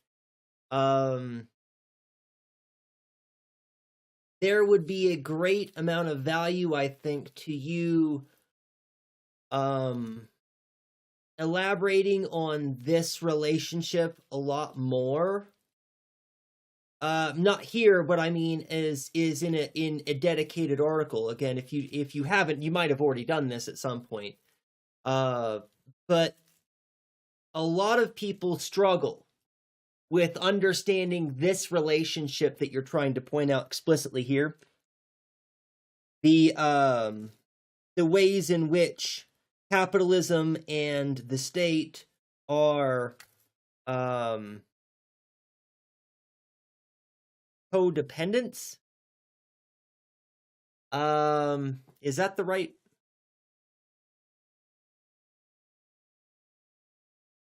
I'm gonna look this up. I think there's some negative connotations that go with this idea of codependence, but I don't know that that's necessarily a thing.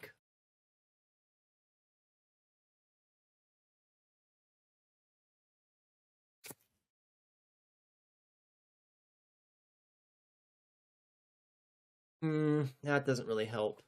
But I think that you know what I mean. That there's will do. Okay. Yeah, this is something that a lot of people struggle with when it comes to understanding both anarchism and understanding communism. When we talk about a stateless society, people's brains don't know how to make sense of that. And it's because of the inevitability with which many people understand capitalism to exist, right? The capitalism realism where our brains struggle with understanding how life could exist without fiduciary fluid exchange, right? Without the mechanisms of the market. We have a hard time understanding how these things work together, or how we could work without those things. And you, in a very few words, you've done a very good job of encapsulating this relationship, the codependency, how these things support and buttress each other, and how these two institutions, as ideological institutions, maintain power and control over our rights and freedoms. Yes. Yeah, that's what I'm talking about. The inseparability of the state and capitalism. Yes. Codependency, and there's a negative connotation, but from a literal perspective, most healthy relationships also, and that's what I was thinking, Kaimatara, or Trashnomancer, is that I was thinking that there's, it's not necessarily bad to depend on others in your culture and society, those in your immoral community. We are literally necessarily a codependent species. We can't exist. None of us can exist by ourselves. Right? We have to have caretakers who teach us how to be beings. And if we don't have that, then we claw out our own eyes and we starve to death. Right? This is the Kwame Ture thing where if you take a dog and you put that in a forest, that dog will take care of itself. If you release a cat into the forest, that cat will figure out how to do cat things and how to be a cat and how to survive like a cat. If you put a human child in a forest, that human child will claw at its own eyes and starve to death in poopy diapers, right? That we necessarily are codependent. And that's not necessarily a bad thing, right? So there's that. That's kind of what I was thinking with that.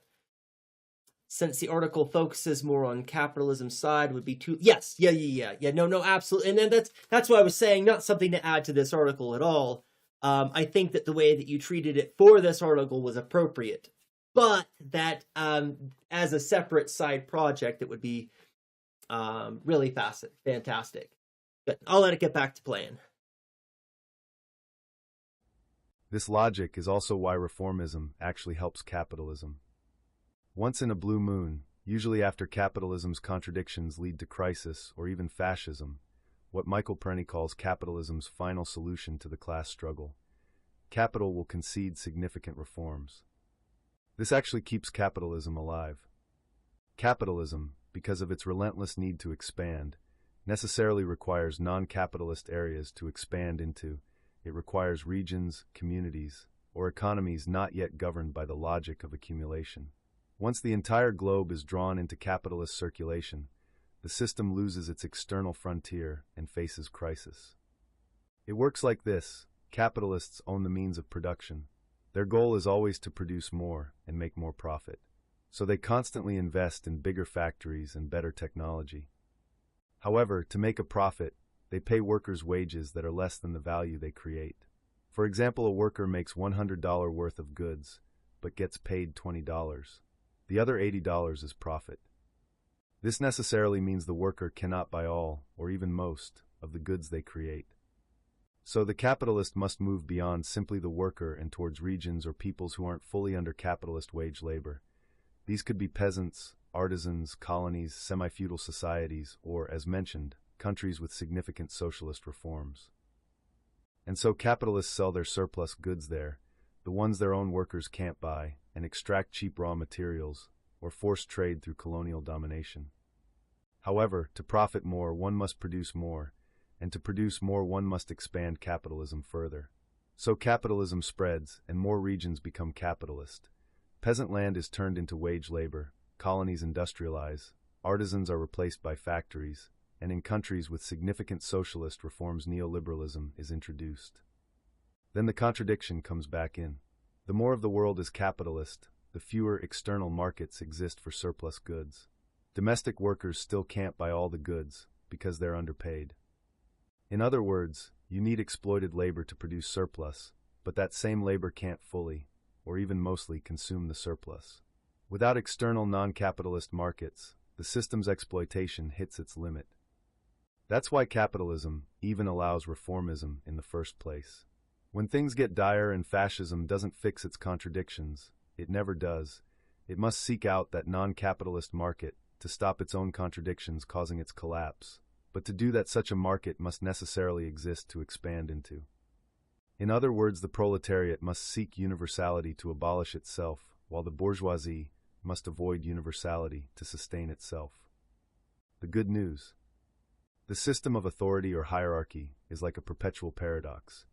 It succeeds because people are capable of disobedience, but that very capability is precisely why it must exert endless force to remain in place. Consider the E2 example. Because you inherently have the capability of disobeying my command, it would take me a lot of constant and costly effort to enforce it and make sure everyone stands up when I say. This shows that authority and hierarchy depends on constant enforcement because it's trying to maintain an artificial asymmetry in a world that is, by its very nature, relational and dynamic.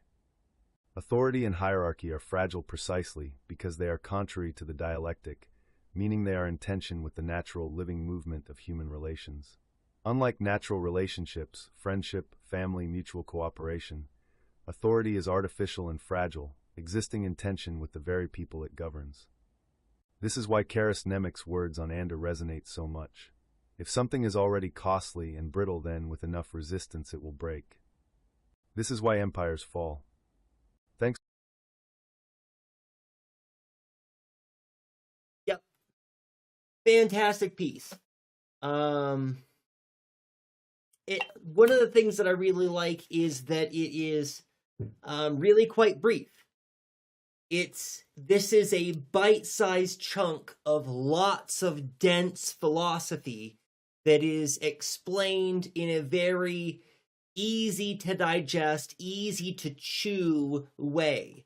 So I think that this is a sweeping success, I would say. Oh, absolutely. Thank you for sharing it. Thank you for writing it. Because this kind of thing is really helpful for helping other people figure out how to articulate their own ideas. So in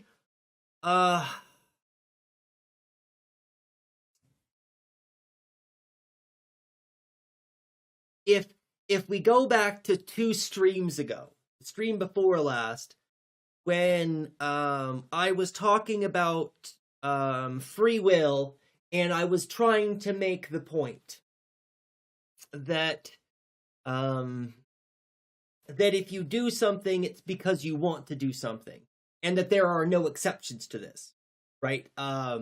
This idea that I was trying to get across was an idea that I was trying to get across specifically for creating space for pushback against that. And because of how I have been conditioned as a classically trained philosopher to think about knowledge and to think about judgment, I have a tendency to habitually be defensive in a way that is not helpful or productive for me. Well, that's not where I was going to go with this. That is a true statement, but that's not what I meant to say there.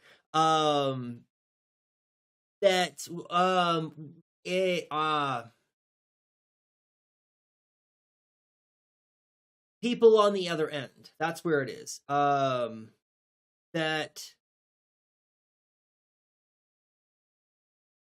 the left, and people like me especially, this is what I'm trying to say, is that the left and people like me especially need to have an expanded humility that doesn't require somebody else to point it out. That doesn't require reflection after the fact to recognize the opportunity to learn and to grow and to engage in a dialectic so that we can have meaningful and productive conversations where we are building real knowledge, right? So yes, that's where I'm trying to go with this. What I would like is a project or projects in which those involved in the building of those projects are able to build real substantive truth. And I want to contrast the real substantive truth with the sugar cube analogy. I'm trying to further down here. That when people pretend that they are the authorities on what leftist ideas are, when people pretend that they get to be the authorities on anarchism or on communism or on what state means or on any of these kinds of things, that what people who pretend like this are doing is they are creating a facade that is a kind of universalizable facade, but it is an empty and flaccid facade nonetheless. It's the sugar cube. Right, here we go. Here we go.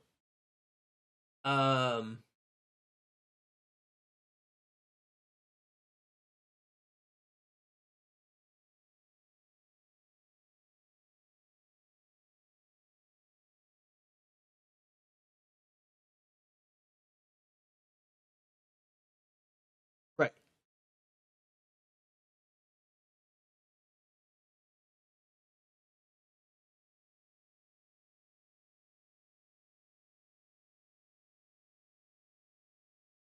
Huh.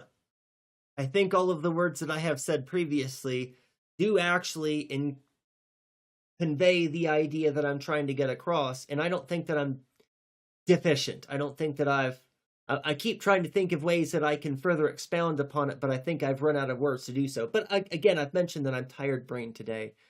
So I'm running on fumes as it is. So I should probably call it. We hit our 2-hour mark. I've been streaming for more than 2 hours now.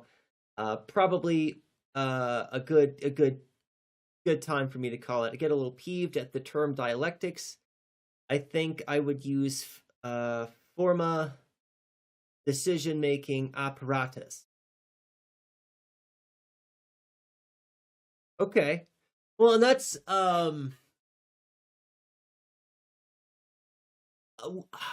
I'm not sure if this is what you mean by that, Jane, but there is something that I've seen an awful lot where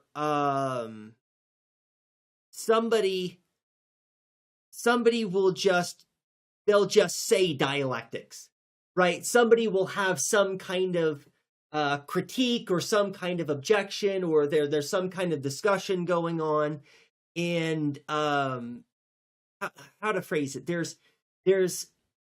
I've seen dialectical materialism brought up and used by people to shut down the critiques, or to shut down the dissent, or to shut down the conversation. You can't critique the thing that I'm saying because of dialectics.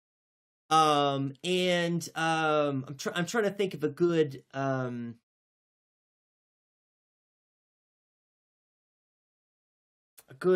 way to phrase it, but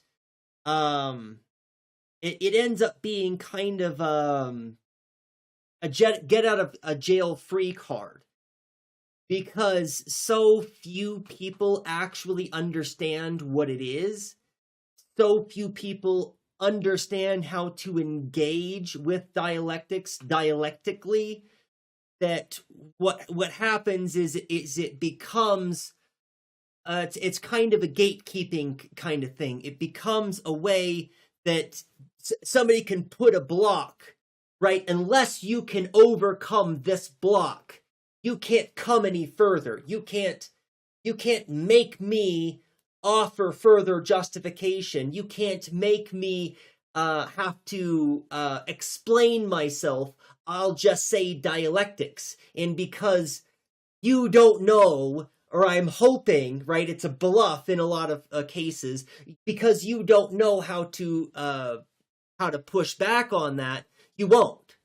And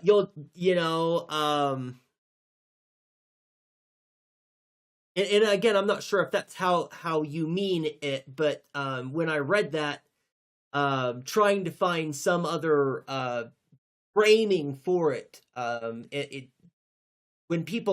a lot of times when people bring up dialectics, it seems like they're just bringing up a thing, and sometimes they don't even really understand it. They're just throwing it out there and hoping that that's going to save them from having to justify their position.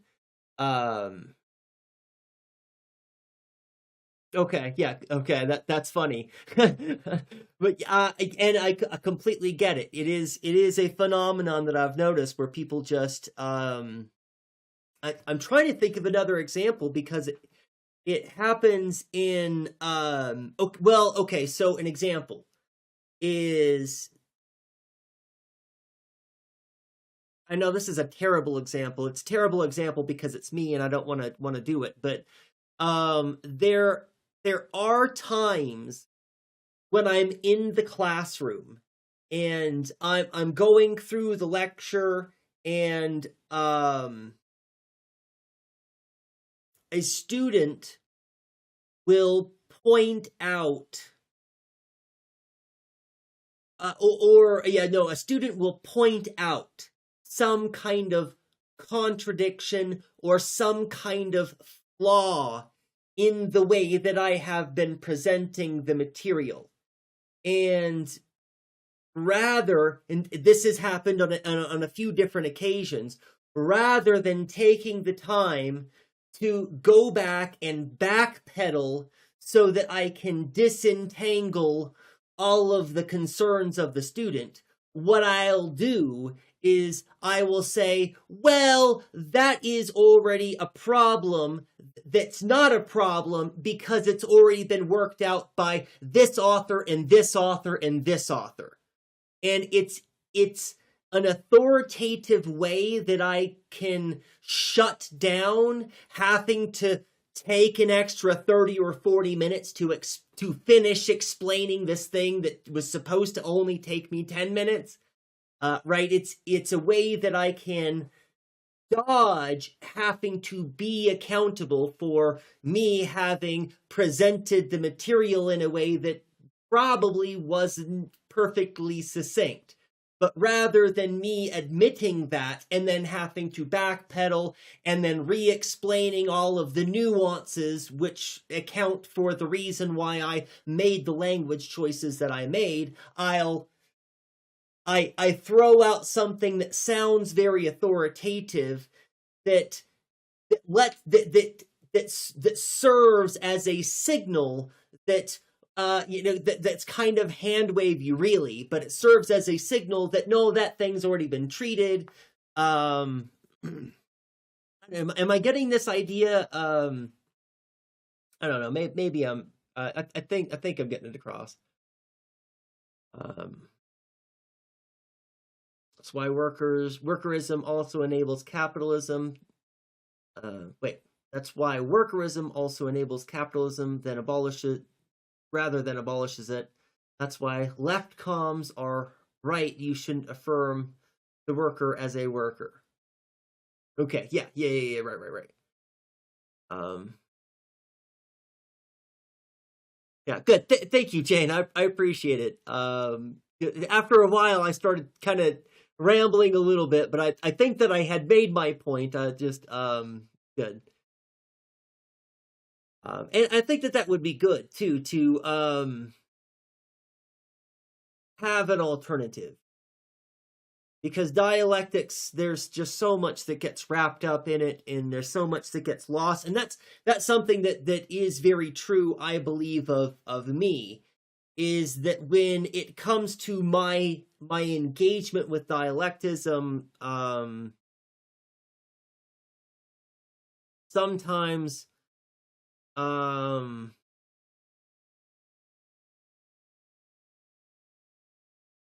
don't know how I wanted to finish that sentence. Just going back to my original thing that I need more humility. that's really it.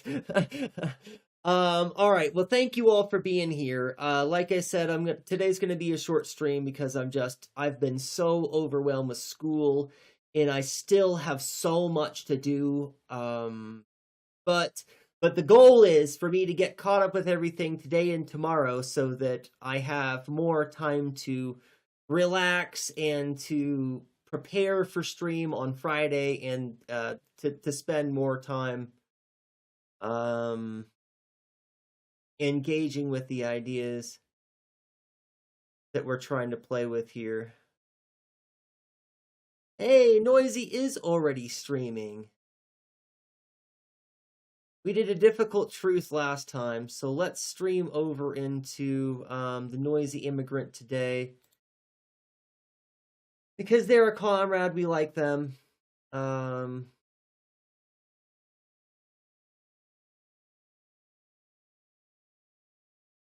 That's going to be good. Good. Yes, absolutely. Thank you. You all have an excellent day too. Oh, no worries. You guys aren't late. You're not late. That's the same. Kai Matara said that they were late when they got here too. You're not late. You showed up right on time. You were all fantastic. So thank you, Jane, for being here. Kai Matara, Trashnomancer. I really appreciate everything that you do. Just for being here, for supporting me, for putting words in my chat. You're just amazing humans, and I love you. So, yeah, you too, everyone. Yeah, thanks for not policing me, Jane. All right, I hope you guys have a great rest of your day, and until the next time I see you, be excellent to each other.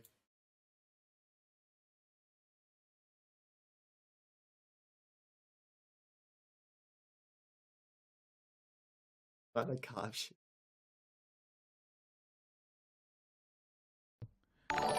Like I've noticed over the last couple of days, Substack keeps bananaing my live as well. Man, I'm being suppressed absolutely everywhere, right? What am I saying that's so bad? What the hell am I saying that's so bad?